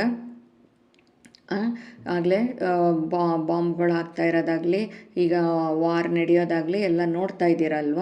ವಾರ್ ಕೂಡ ಶುರುವಾಗ್ತಾ ಇದೆ. ಆ ಥರ ಮಾಯೆ ಈಗ ಪ್ರಕೃತಿನೂ ಕೂಡ ಅದರ ಆಟವನ್ನು ಶುರು ಮಾಡ್ತದೆ. ಈ ಮಾಯೆ ಆಟ ಸಹ ನೋಡ್ತಾ ಇದ್ದರೂ ಏನಾಗಬೇಕೀಗ, ನೀವು ನಿಶ್ಚಿಂತ ಚಕ್ರವರ್ತಿಗಳಾಗಿ ಸಾಕ್ಷಿಯಾಗಿ ನೋಡಬೇಕು. ಭಯ ಪಡ್ತಾರೆ, ಏನಪ್ಪ ಹಿಂಗೆಲ್ಲ ಆಗ್ತಾಯಿದೆ, ಎಷ್ಟು ಇಲ್ಲೆಲ್ಲ ಭೂಕಂಪ ಆಗ್ತಾಯಿದೆ. ಈಗ ನೋಡೋರು ಪಾಕಿಸ್ತಾನದವರು ಈ ಥರ ಅಲ್ಲಿ ಶೂಟ್ ಮಾಡಿದರು, ಆಮೇಲೆ ಈ ಥರ ಎಲ್ಲ ಆಗ್ತಾಯಿದೆ, ಆಗಲೇ ಬಾಂಬ್ಗಳೆಲ್ಲ ಹಾಕ್ತಾಯಿದ್ದಾರೆ, ಈಗಾಗಲೇ ಯುದ್ಧ ಶುರುವಾಗ್ತಾಯಿದೆ, ಎಲ್ಲ ಕಡೆ ಅಲ್ಲಿ ಇಲ್ಲಿ ಭೂಕಂಪ ಶುರುವಾಗ್ತಾಯಿದೆ. ಆಮೇಲೆ ಇಲ್ಲಿ ಪ್ರಕೃತಿನೂ ಕೂಡ ಎಷ್ಟು ಶುರು ಮಾಡ್ತಾಯಿದೆ ಅಂತ ಪ್ರಪಂಚದವರು ಭಯಪಡ್ತಾರೆ. ಆದರೆ ಅವರೆಲ್ಲ ಭಯಪಟ್ಬಿಟ್ಟು ಏನಾಗ್ತದೆಯೋ ಗೊತ್ತಿಲ್ಲ ಅಂತೇಳ್ಬಿಟ್ಟು ಭಯಪಡ್ತಾರೆ. ಆದರೆ ನೀವು ಏನಾಗಬೇಕಾಗಿದೆ, ಈಗ ನಿಶ್ಚಿಂತ ಚಕ್ರವರ್ತಿಗಳಾಗಿ ಈ ಮಾಯೆಯ ಆಟವನ್ನು ನೋಡ್ತಾ ಇರಬೇಕು. ಮಾಯೆಯ ಆಟವನ್ನು ನೋಡಿ ಅಂತ ಬಾಪ್ದಾದ ಹೇಳ್ತಿದ್ದಾರೆ. ಏಕೆಂದರೆ ನೀವು ತ್ರಿಕಾಲದರ್ಶಿಗಳಾಗಿದ್ದೀರಾ, ನೀವು 3 ಕಾಲದ ಜ್ಞಾನ ಉಳ್ಳವರಾಗಿದ್ದೀರಾ. ಬಾಬಾ ಈಗೆಲ್ಲರಿಗೂ 3 ಕಾಲದ ಜ್ಞಾನ ತಿಳಿಸಿದ್ದಾರೆ ತಾನೇ. ಆದಿ, ಮಧ್ಯ, ಅಂತ್ಯದ ಜ್ಞಾನ ಗೊತ್ತು. ಈಗ ಅಂತ್ಯ ಆದಮೇಲೇನೋ ಆದಿ ಶುರುವಾಗಲೇಬೇಕು ಅಲ್ವಾ. ಅದಕ್ಕೆ ತ್ರಿಕಾಲದರ್ಶಿಯಾಗಿ ಪ್ರತಿಯೊಂದು ದೃಶ್ಯವನ್ನು ನೋಡ್ತೀರಿ ಅಂತ ಬಾಪ್ದಾದರವರು ತಿಳಿಸ್ಕೊಡ್ತಾ ಇದ್ದಾರೆ. ಇಂದು ಏನಿದೆ ನಾಳೆ ಏನಾಗ್ತದೆ, ಇಂದು ಏನಿದೆ ನಾಳೆ ಏನಾಗ್ತದೆ, ಇದನ್ನು ನೀವು ಚೆನ್ನಾಗಿ ತಿಳ್ಕೊಂಡಿದ್ದೀರಲ್ವಾ ಅಂತ ಬಾಪ್ದಾದ ಇಲ್ಲಿ ಕೇಳ್ತಾ ಇದ್ದಾರೆ ಅಲ್ವಾ. ಎಲ್ಲರೂ 3 ಕಾಲದ ಜ್ಞಾನ ತಿಳ್ಕೊಂಡಿದ್ದೀರ ಅಂದಮೇಲೆ ನೀವೆಲ್ಲ ಇನ್ನು ಏನಾಗ್ತದೆ, ಇಂದು ಏನಿದೆ ನಾಳೆ ಏನಾಗ್ತದೆ ಅಂತೆಲ್ಲ ನೀವು ತಿಳ್ಕೊಂಡಿದ್ದೀರ, ನೀವೆಲ್ಲ ಜ್ಞಾನಪೂರ್ಣರಾಗಿದ್ದೀರಲ್ವ ಅಂತ ಬಾಬಾ ಇಲ್ಲಿ ಕೇಳ್ತಾ ಇದ್ದಾರೆ. ನೀವೆಲ್ಲ ಪೂರ್ಣರಾಗಿದ್ದೀರಾ, ಜ್ಞಾನಪೂರ್ಣರು ಆಗಿದ್ದೀರಲ್ವಾ. ಸಂಗಮ ಯುಗದ ನಂತರ ಏನಾಗ್ತದೆ ಎಲ್ರಿಗೂ ಗೊತ್ತೇ ಇದೆ, ತಮಗೆಲ್ರಿಗೂ ಸ್ಪಷ್ಟವಾಗಿ ತಿಳಿದಿದೆ ಅಲ್ವಾ.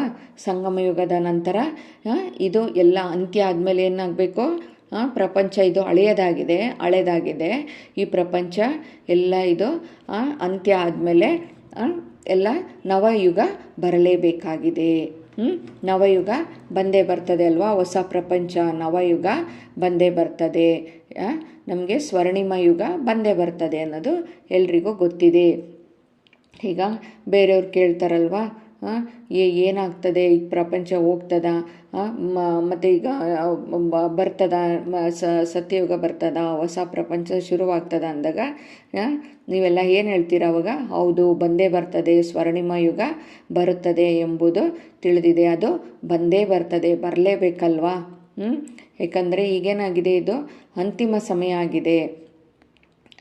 ಈಗ ರಾತ್ರಿ ಇತ್ತು, ರಾತ್ರಿಯ ನಂತರ ಈಗೇನಾಗಿದೆ, ಸಂಪೂರ್ಣ ಕತ್ಲೆ ಇತ್ತು. ರಾತ್ರಿಯ ನಂತರ ಈಗ ಸಂಗಮ ಯುಗ. ಸಂಗಮ ಅಂದ್ರೆ ಏನೀಗ, ಈಗ ಬೆಳಕು ಮತ್ತು ಮಧ್ಯರಾತ್ರಿಯ ಅಂದರೆ ಮಧ್ಯದ ಇದು ಅಂದರೆ ಏನು, ಅಮೃತ ವೇಳೆ ಆಗಿದೆ. ಇದು ಸಂಗಮ ಯುಗ ಅಂದರೆ ಏನಾಗಿದೆ, ಇದು ಅಮೃತ ವೇಳೆ. ಅಂದರೆ 3 ಗಂಟೆಯಿಂದ ಈಗ 3:30 ಈಗ 5 ಗಂಟೆಯ ಸಮಯ ಆಗಿದೆ. 5 ಗಂಟೆಯ ಸಮಯ ಆಗಿದೆ. 5:30 ನಂತರ ಏನಾಗ್ತಾ ಹೋಗ್ತದೆ, ಬೆಳಗ್ಗೆ ಆಗ್ತಾ ಹೋಗ್ತದೆ ಅಲ್ವಾ. ಬೆಳಗಿನ ಜಾವ ಬೆಳಕು ಆಗ್ತಾ ಹೋಗ್ತದೆ. ನಂತರ ದಿನ ಬರಲೇಬೇಕು. ಅಮೃತ ವೇಳೆ ನಂತರ ಏನಾಗ್ತದೆ, ದಿನ ಶುರುವಾಗಲೇಬೇಕು, ದಿನ ಬರಲೇಬೇಕು. ಎಲ್ರಿಗೂ ಇದು ನಿಶ್ಚಯ ಇದೆ ಅಲ್ವಾ. ನಿಶ್ಚಯ ಇದ್ಮೇಲೆ ಮತ್ತೆ ಚಿಂತೆ ಯಾಕೆ ಬೇಕು? ಹೆಂಗೂ ಸ್ವರ್ಣಿಮ ಯುಗ ಬರಲೇಬೇಕು, ಬಂದೇ ಬರ್ತದೆ. ಇದು ಅಂತ್ಯ ಆಗಲೇಬೇಕು, ಇದು ಅಂತ್ಯ ಆಗಲೇಬೇಕು, ಸ್ವರ್ಣಿಮ ಯುಗ ಬರಲೇಬೇಕು ಅಂತ ಇದ್ಮೇಲೆ ಮತ್ತೆ ಯಾಕೆ ನೀವು ಚಿಂತೆ ಮಾಡೋದು? ಯಾರಿಗೆಲ್ರಿಗೂ ನಿಶ್ಚಯವಿದೆ ಅಲ್ವಾ, ಎಲ್ರಿಗೂ ನಿಶ್ಚಯ ಇದೆ ಅಂದಮೇಲೆ ನಿಶ್ಚಿಂತರಾಗಿರ್ರಿ. ನಿಮಗಂತೂ ಎಲ್ಲರಿಗೂ ನಂಬಿಕೆ ಇದೆ ಅಲ್ವಾ. ನಾವು ತಂದೆಯನ್ನು ಒಪ್ಕೊಂಡಿದ್ದೀವಿ, ತಂದೆಯ ಮೇಲೆ ನಿಶ್ಚಯ ಇದೆ, ತಂದೆಯ ಮೇಲೂ ನಿಶ್ಚಯ ಇದೆ, ಇದು ಡ್ರಾಮಾ ಮೇಲೂ ನಿಶ್ಚಯ ಇದೆ ಅಂದರೆ ಇದು ನಾವು ನಿಶ್ಚಿಂತರು ಆಗಿರಬೇಕು. ಯಾವುದೇ ಚಿಂತೆ ಇಲ್ಲ, ಚಿಂತೆಯ ಮಾತೇ ಇಲ್ಲ ಇಲ್ಲಿ. ನಿಶ್ಚಿಂತರಾಗಿಬಿಡಬೇಕು. ವಿಶ್ವದ ರಚಯಿತನ ಮೂಲಕ ಏನಾಗಿದೆ, ಈಗ ರಚನೆಯ ಸ್ಪಷ್ಟ ಜ್ಞಾನವು ಸಿಕ್ಕಿದೆ ಅಲ್ವಾ. ರಚಯಿತ ತಂದೆ ಏನಾಗಿದ್ದಾರೆ, ರಚಯಿತ ಆಗಿದ್ದಾರೆ. ತಂದೆಯ ಮೂಲಕ ಸ್ಪಷ್ಟ ಜ್ಞಾನ, ರಚನೆಯ ಸ್ಪಷ್ಟ ಜ್ಞಾನ ಸಿಕ್ಕಿದೆ ಅಂದಮೇಲೆ ನಿಶ್ಚಿಂತರು ಆಗಿರಬೇಕಾಗಿದೆ ಅಂತ ಬಾಪ್ದಾದರವರು ತಿಳಿಸ್ಕೊಡ್ತಾ ಇದ್ದಾರೆ. ಬಾಪ್ದಾದರವರು ಮಕ್ಕಳನ್ನು ಮಿಲನ ಮಾಡಲಿಕ್ಕೆ ಬಂದರೆ, ಮಧುಬನಕ್ಕೆ ಬಂದರೆ ಬಾಬಾ ಹೇಳಿದರು ಇಂದಿನ ಒಂದು ಸರಿ ವಾಣಿಯಲ್ಲಿ, ಯಾರು ಎಷ್ಟೇ ದೂರದಿಂದ ಬಂದರೂ ತಂದೆ ಅಷ್ಟು ದೂರದಿಂದ ಬರಲಿಕ್ಕೆ ಯಾರೂ ಇಲ್ಲ ಅಲ್ವಮದಿಂದ ಮಕ್ಕಳನ್ನು ಮಿಲನ ಮಾಡಲಿಕ್ಕೆ, ಮಕ್ಕಳ ಜೊತೆ ಮಾತಾಡಲಿಕ್ಕೋಸ್ಕರ, ಮಕ್ಕಳನ್ನು ನೋಡಲಿಕ್ಕೋಸ್ಕರ ಬಾಪ್ದಾದರವರು ಬರ್ತಾರೆ. ಬಾಬಾ ಅದಕ್ಕೆ ಯಾರು ಈ ವಾಣಿಯನ್ನು ನುಡಿಸುವಾಗ ಅಲ್ಲಿ ಮಧುಬನಕ್ಕೆ ಯಾರು ಮೌಂಟ್ ಅಬುಗೆ ಮಧುಬನಕ್ಕೆ ಬಂದಿದ್ರೋ ಅಂಥ ಮಕ್ಕಳಿಗೆಲ್ಲರಿಗೂ, ಸ್ನೇಹಿ ಮಕ್ಕಳಿಗೆ, ಸಹಯೋಗಿ ಮಕ್ಕಳಿಗೆ ಅಂತ ಹೇಳ್ಬಿಟ್ಟು ತಂದೆಯವರಿಗೆಲ್ಲರಿಗೂ ಶುಭಾಶಯಗಳನ್ನ ಕೋರ್ತಾ ಇದ್ದಾರೆ. ಅಂಥ ಮಕ್ಕಳಿಗೆಲ್ಲ ಅಭಿನಂದನೆಯನ್ನು ತಿಳಿಸ್ತಾ ಇದ್ದಾರೆ ಬಾಪ್ದಾದರವರು. ನೀವೆಲ್ಲ ಬಂದುಬಿಟ್ಟು ಪರಮಾತ್ಮ ತಂದೆ ಇಲ್ಲಿ ತಂದೆಯ ಮನೆಯನ್ನು ತಲುಪಿದ್ದೀರಿ, ನೀವೆಲ್ಲ ಸ್ನೇಹಿ ಮಕ್ಕಳು ಅಂತ ಬಾಪ್ದಾದ ಇಲ್ಲಿ ಹೇಳ್ತಿದ್ದಾರೆ. ನೀವೆಲ್ಲ ತಂದೆಯ ಜ್ಞಾನವನ್ನು ಪಡೆದಿದ್ದೀರಾ, ನೀವೆಲ್ಲರೂ ಏನೋ ಅಧಿಕಾರಿ ಮಕ್ಕಳು, ತಂದೆಯ ಆಸ್ತಿಗೆ ಅಧಿಕಾರಿಯಾಗಿರುವಂತಹ ಮಕ್ಕಳಾಗಿದ್ದೀರಾ ಅಂತ ಬಾಬಾ ಎಲ್ಲ ಮಕ್ಕಳಿಗೂ ಹೇಳ್ತಾ ಇದ್ದಾರೆ. ಅದಕ್ಕೆ ಬಾಬಾ ಕೇಳ್ತಿದ್ದಾರೆ, ನಿಮಗೆಲ್ಲ ಮಕ್ಕಳಿಗೆ ತಂದೆ ಮೇಲೆ ಜಾಸ್ತಿ ಪ್ರೀತಿ ಇದೆನೋ ಅಥವಾ ತಂದೆಗೆ ಮಕ್ಕಳ ಮೇಲೆ ಜಾಸ್ತಿ ಪ್ರೀತಿ ಇದೆನೋ ಅಂದಾಗ ನೀವೆಲ್ಲ ಏನು ಹೇಳ್ತೀರಾ ಈಗ, ನಮಗೆ ತಂದೆಯ ಮೇಲೆ ಭಾಳ ಪ್ರೀತಿ ಇದೆ ಅಂತ. ಏಕೆಂದರೆ ನಾವು ದುಃಖ ನೋವಿನಲ್ಲಿ ತಂದೆಯನ್ನು ಕರೆದಿದ್ದೀವಿ ಅಲ್ವಾ. ಪರಮಾತ್ಮನನ್ನು ಎಷ್ಟು ನಾವು ಕರೆದಿದ್ದೀವಿ ಅಂದಮೇಲೆ ನಮಗೆ ತಂದೆ ಮೇಲೆ ಜಾಸ್ತಿ ಪ್ರೀತಿ ಇದೆ ಅಲ್ವಾ. ಎಲ್ಲರಿಗೂ ತಂದೆ ಮೇಲೆ ಪ್ರೀತಿ ಇದೆ ಅಲ್ಲ ಅಂತ ಬಾಪ್ ದಾದಾರವರು ಇಲ್ಲಿ ಹೇಳ್ತಾ ಇದ್ದಾರೆ. ನೀವು ತಂದೆಯನ್ನು ನೆನಪು ಮಾಡೋದ್ರಿಂದ ಏನೋ ತಂದೆ ಇಲ್ಲಿ ಪ್ರತ್ಯಕ್ಷವಾಗಿಬಿಡಬೇಕು ಅಂತ ಅಂದಾಗೆ ಬಾಪ್ ದಾದಾರವ್ರಿಗೇನೋ ಎಲ್ಲರೂ ನೀವು ಸ್ವರಾಜ್ಯದ ಅಧಿಕಾರಿ ರಾಜರಾಗಬೇಕು ಎಂದು ತಂದೆ ಬಯಸ್ತಾ ಇದ್ದಾರೆ. ಬಾಬಾ ಇಲ್ಲಿ ಎಲ್ಲ ಮಕ್ಕಳು ಕೂಡ ಎಲ್ಲ ಮಕ್ಕಳು ಪ್ರತಿಯೊಬ್ಬ ಮಗುವು ಕೂಡ ಏನಾಗಬೇಕಾಗಿದೆ, ಸ್ವರಾಜ್ಯ ಅಧಿಕಾರಿಯ ರಾಜರಾಗಬೇಕು ಅಂತೇಳಿ ಬಯಸ್ತಾ ಇದ್ದಾರೆ ತಂದೆ. ಅದಕ್ಕೆ ಬಾಪ್ ದಾದಾ ಹೇಳ್ತಾರೆ, ತಂದೆಗೆ ಮಕ್ಕಳನ್ನು ನೋಡಿ ಪ್ರೀತಿ ಬರ್ತದೆ, ತಂದೆಗೆ ಮಕ್ಕಳ ಮೇಲೆ ತುಂಬ ಪ್ರೀತಿ ಬರ್ತದೆ. ದುಃಖ ಅಶಾಂತಿಯಿಂದ ದೂರ ಆಗೋದಕ್ಕೋಸ್ಕರ ನಾವೆಷ್ಟು ಕಷ್ಟಪಟ್ಟಿದ್ದೀವಿ, ದೂರ ಆಗಲಿಕ್ಕೋಸ್ಕರ ನಾವು 63 ಜನ್ಮಗಳಿಂದ ಬಹಳ ಕಷ್ಟಪಟ್ಟಿದ್ದೀವಲ್ವ. ಎಷ್ಟು ನಾವು ಎಷ್ಟೆಷ್ಟು ಯಾತ್ರೆ ಮಾಡಿದ್ದೀವೋ ಏನೋ ಅಲ್ವಾ. ಯಾವ್ಯಾವ ಜನ್ಮದಲ್ಲಿ ಎಷ್ಟು ಯಾತ್ರೆ ಮಾಡಿ, ಈ ಜನ್ಮದಲ್ಲಿ ನೋಡಿ ನೀವು ಎಷ್ಟು ಪೂಜೆ ಪುನಸ್ಕಾರ, ಎಷ್ಟು ನೀವು ಭಕ್ತಿ ಮಾಡಿದ್ದೀರಾ. ಬೆಳಗಿನ ಜಾವನೇ ಎದ್ದುಬಿಟ್ಟು ತಣ್ಣೀರು ಸ್ನಾನ ಮಾಡಿದ್ದೀರೋ, ಎಷ್ಟು ಭಕ್ತಿ ಮಾಡಿದ್ದೀರೋ, ಹೆಜ್ಜೆ ನಮಸ್ಕಾರ ಹಾಕಿದ್ದೀರೋ, ಏನೆಲ್ಲ ಮಾಡಿದ್ದೀರಾ, ಎಷ್ಟು ಯಾತ್ರೆ ಮಾಡಿದ್ದೀರಾ, ಎಷ್ಟು ಕಾಲ್ನಡಿಗೆಯಲ್ಲಿ ಯಾತ್ರೆ ಮಾಡಿದ್ದೀರೋ, ಎಷ್ಟೆಷ್ಟು ಮಾತೆಯರಾಗಲಿ ಅಣ್ಣಂದಿರಾಗಲಿ ಎಷ್ಟು ಮಾಡಿರ್ತೀರ. ಅದು ನಮ್ಮ ದುಃಖ ಅಶಾಂತಿಯನ್ನು ಹೋಗ್ಲಾಡಿಸ್ಲಿಕ್ಕೆ ನಮಗೆ ಪರಮಾತ್ಮ ತಂದೆ ಬಂದಿರೋದು, ಪರಮಾತ್ಮ ತಂದೆ ಸಿಕ್ಕಿರೋದು ನಮಗೆ ಅಲ್ವಾ. ಅದಕ್ಕೆ ತಂದೆಗೆ ಮಕ್ಕಳನ್ನು ನೋಡಿ ತುಂಬ ಪ್ರೀತಿ ಬರ್ತದೆ. ಏಕೆಂದರೆ ನಾವು ಎಷ್ಟು 63 ಜನ್ಮಗಳಿಂದ ಎಷ್ಟು ಕಷ್ಟಪಟ್ಟಿದ್ದಾರೆ ನನ್ನ ಮಕ್ಕಳು. ದುಃಖ ಅಶಾಂತಿಯನ್ನು ದೂರವಾಗಲಿಕ್ಕೆ 63 ಜನ್ಮಗಳು ಬಹಳ ಕಷ್ಟಪಟ್ಟಿದ್ದೀರ. ಅದಕ್ಕೆ ಈಗ ಪ್ರತಿಯೊಂದು ಮಗು ಕೂಡ ಈಗ ಸ್ವರಾಜ್ಯ ಅಧಿಕಾರಿಗಳು ಆಗಬೇಕು ಎಂದು ತಂದೆ ಬಯಸ್ತಾ ಇದ್ದಾರೆ. ಯಾವಾಗಲೂ ನಿಮ್ಮ ಸ್ವರಾಜ್ಯ ಅಂದರೆ ನಿಮ್ಮ ಮೇಲೆ ನೀವು ಅಧಿಕಾರಿಗಳಾಗಿ, ನಿಮ್ಮ ರಾಜ್ಯ, ನಿಮ್ಮ ಸ್ವರಾಜ್ಯ ಯಾವುದು, ನಿಮ್ಮ ಮನಸ್ಸು ಬುದ್ಧಿ ಸಂಸ್ಕಾರಕ್ಕೆ ಮಾಲೀಕರಾಗ್ರಿ ಅಲ್ವಾ. ನಮ್ಮ ಮನಸ್ಸನ್ನು ನಮ್ಮ ಹಿಡಿತದಲ್ಲಿ, ನಮ್ಮ ಒಳ್ಳೆಯ ಬುದ್ಧಿಯನ್ನು ಇಟ್ಕೊಂಡು ಬುದ್ಧಿಯೋಗವನ್ನು ಪರಮಾತ್ಮ ತಂದೆಯ ಜೊತೆ ಜೋಡಿಸ್ಬೇಕು, ಒಳ್ಳೆಯ ಸಂಸ್ಕಾರವನ್ನು ಬೆಳೆಸ್ಕೋಬೇಕು. ಇದಕ್ಕೆ ನೀವು ಮಾಲೀಕರಾಗಿ ಅಲ್ವಾ. ನಮ್ಮ ಆತ್ಮನಲ್ಲಿ ಏನಾಗಿದೆ, ಈ ಮನಸ್ಸು ಬುದ್ಧಿ ಸಂಸ್ಕಾರ ಅನ್ನೋದು ರೆಕಾರ್ಡ್ ಆಗ್ತಾ ಇರ್ತದೆ ಅಲ್ವಾ. ಈಗ ನಮ್ಮ ಸಂಸ್ಕಾರ ಏನು, ಇದು 63 ಜನ್ಮಗಳಿಂದ ತುಂಬ್ಕೊಂಡ್ಬಂದ್ಬಿಟ್ಟಿದೆ ನಮಗೆ. ಅಗ್ಲಗ್ಲ ಏನೋ ಯಾವಾಗಲೂ ಪ್ರತಿ ಕ್ಷಣಕ್ಕೂ ನಾವೇನೋ ಬಾಬಾ ಹೇಳ್ತಾ ಇರ್ತಾರೆ, ತಂದೆಯನ್ನು ನೆನಪು ಮಾಡಿ ಬಿಂದುವಾಗಿ ಆತ್ಮ ಆಗಿ ದೇಹಾಭಿಮಾನದಲ್ಲಿ ಬರಬೇಡಿ ಅಂತ ಹೇಳ್ತಾ ಇರ್ತಾರೆ. ಆದರೆ ಏನಾಗ್ತದೆ, ಅಲ್ಲಿ ಮರ್ತು ಹೋಗ್ತದೆ ಮತ್ತು ನಾವು ದೇಹದಲ್ಲಿ ಬರ್ತೀವಿ ಅಲ್ವಾ. ಮತ್ತು ದೇಹದ ಅಭಿಮಾನದಲ್ಲಿ ಬಂದುಬಿಡ್ತೀವಿ, ತಂದೆಯನ್ನು ಮರ್ತೇ ಬಿಡ್ತೀವಿ. ಎಷ್ಟು ಸಾರಿ ಹೇಳ್ತಾರೆ, ಮುರುಳಿಯನ್ನು ಕೇಳುವಾಗ ಕ್ಲಾಸಲ್ಲಿ ಕೂತಾಗಲೂ ಕೂಡ ಎಷ್ಟು ಒಂದು ಕ್ಷಣ ಅಂದ್ಕೊಳ್ಳೋದು, ಮತ್ತಾಗಲೇ ನಮ್ಮ ಬುದ್ಧಿ ಎಲ್ಲೋ ಹೋಗಿರ್ತದೆ, ಎಲ್ಲೋ ಹೋಗಿ ಹಲ್ದಾಡ್ತಾ ಇರ್ತದೆ, ಯಾರನ್ನೋ ನೆನಪು ಮಾಡ್ತಾ ಇರ್ತದೆ. ಅಲ್ಲಿ ಕ್ಲಾಸಲ್ಲಿ ಕೂತಾಗ ಇಲ್ಲ ಮನೆ ಕಡೆ ನೆನಪಾಗೋದು, ಈ ಥರ ಆಗ್ತದೆ. ಮನಸ್ಸು ಎಲ್ಲೋ ಹೋಗ್ತದೆ. ಆಮೇಲೆ ಬುದ್ಧಿ ಏನೋ ಸ್ಥಿರವಾಗಿ ಇರೋದಿಲ್ಲ. ತಂದೆಯನ್ನು ನೆನಪು ಮಾಡಬೇಕಂತ ಅಂದಾಗ ಏನಾಗ್ತದೆ, ಅಲ್ಲಿ ಏನೋ ಒಂದು ನೆನಪು ಬರೋದು, ಯಾವುದೋ ಒಂದು ಏನಾಗ್ತದೆ, ಮಾಯೆ ಬರ್ತದೆ ಅಂತ ಹೇಳ್ತಾರೆ. ನಾವು ಅದನ್ನು ಕಂಟ್ರೋಲಿಂಗ್ ಮಾಡಬೇಕು, ನಮ್ಮ ಹಿಡಿತದಲ್ಲಿ ಹಿಡ್ಕೋಬೇಕು. ಅದಕ್ಕೆ ನಮ್ಮ ಮನಸ್ಸು ಬುದ್ಧಿ ಮತ್ತು ನಮ್ಮ ಸಂಸ್ಕಾರವನ್ನು ನಾವು ಪರಿವರ್ತನೆ ಮಾಡ್ಕೋಬೇಕೀಗ. ದೈವಿ ಸಂಸ್ಕಾರವನ್ನಾಗಿ ಪರಿವರ್ತನೆ ಮಾಡ್ಕೋಬೇಕು. ಅದಕ್ಕೆ ಬಾಬಾ ಹೇಳೋದು, ಮನಸ್ಸು ಬುದ್ಧಿ ಸಂಸ್ಕಾರಕ್ಕೆ ಮಾಲೀಕರಾಗ್ರಿ. ನಿಮ್ಮ ಸ್ವರಾಜ್ಯ ಇದು, ನಮ್ಮ ಸ್ವಯಂನ ರಾಜ್ಯ, ಇದಕ್ಕೆ ನೀವು ಮಾಲೀಕರಾಗಬೇಕು. ನಿಮ್ಮ ಮನಸ್ಸು ಬುದ್ಧಿ ಸಂಸ್ಕಾರವನ್ನು ಪರಿವರ್ತನೆ ಮಾಡ್ಕೊಳ್ಳಿ ಅಂತ ಬಾಬಾ ಇಲ್ಲಿ ತಿಳಿಸ್ಕೊಡ್ತಾ ಇದ್ದಾರೆ. ಬಾಬಾ ಬಾರಿ ಹೇಳ್ತಾ ಇರ್ತಾರೆ ಅಲ್ವಾ. ನಾವು ಈಗ ಚೇಂಜ್ ಆಗಬೇಕು. ನಾವು ಈಗ ಸತ್ಯುಗದಲ್ಲಿ ದೇವತೆಗಳಾಗಬೇಕು, ನೀವು ದೈವಿ ಪರಿವಾರದಲ್ಲಿ ಹೋಗಬೇಕು ಅಂದರೆ ಅವಾಗ ಹೋಗಿ ಬದಲಾಗೋದಲ್ಲ, ಅದು ಈಗಲಿಂದನೇ ಸ್ವಯಂನಲ್ಲಿ ಇವಾಗಿಂದನೇ ಚೇಂಜ್ ಆಗಬೇಕು, ಇವಾಗಿಂದನೇ ಪರಿವರ್ತನೆ ಆಗಬೇಕು. ಪರಿವರ್ತನೆ ಮಾಡ್ಕೊಳ್ಳೋಕ್ಕೆ ಸಾಧ್ಯ ಆಗಬೇಕು. ಒತ್ತಡ ಮುಕ್ತ ಜೀವ ಜೀವನದ ಅನುಭವವೂ ಸದಾ ಪ್ರತ್ಯಕ್ಷವಾಗಿರಲಿ. ನಮಗೇನು ಈ ಒತ್ತಡದಿಂದ ಮುಕ್ತರಾಗಬೇಕಾಗಿದೆ. ಇವಾಗಿಂದ ಏನು ಜೀವನ ಇದೆ ಇದರಿಂದನೂ ಕೂಡ ಮುಕ್ತರಾಗಬೇಕು. ನಾವು ನಮ್ಮ ಸ್ವರಾಜ್ಯಕ್ಕೆ ಅಧಿಕಾರಿ ಆಗಬೇಕು. ಬಾಬಾ ಇಲ್ಲಿ ಅದನ್ನೇ ಇಷ್ಟಪಡ್ತಾ ಇರೋದು. ನೀವೆಲ್ಲ ನಿಮ್ಮ ಸ್ವರಾಜ್ಯಕ್ಕೆ ಅಧಿಕಾರಿ ಆಗಬೇಕು ಅನ್ನೋದು ಬಾಪ್ ದಾದಾರವರ ಆಸೆ ಆಗಿದೆ.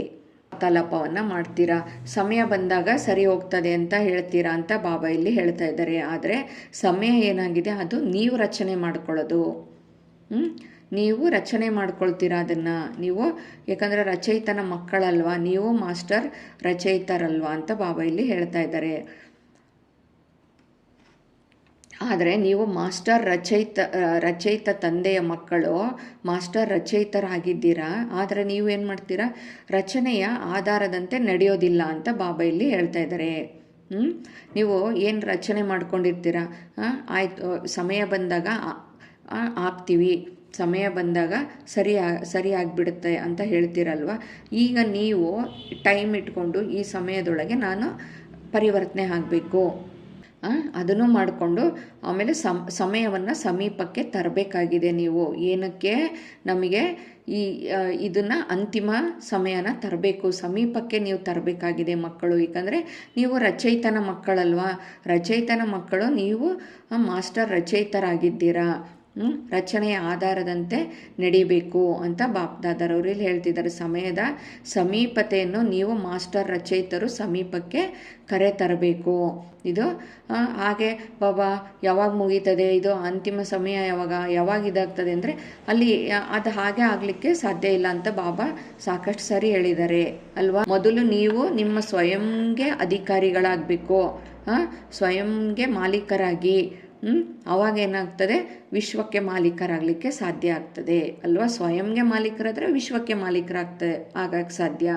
ನೀವು ಸ್ವಯಂಗೆ ಪರಿವರ್ತನೆ ಮಾಡಿಕೊಂಡು ನೀವು ಸರ್ವಶಕ್ತಿಗಳನ್ನು ತೆಗೆದುಕೊಂಡು ಎಲ್ಲರೂ ಸರ್ವರ ಕಲ್ಯಾಣವನ್ನು ಮಾಡಬೇಕು, ಸ್ವಯಂನ ಕಲ್ಯಾಣ ಮಾಡ್ಕೋಬೇಕು, ಸರ್ವರ ಕಲ್ಯಾಣ ಮಾಡಬೇಕು.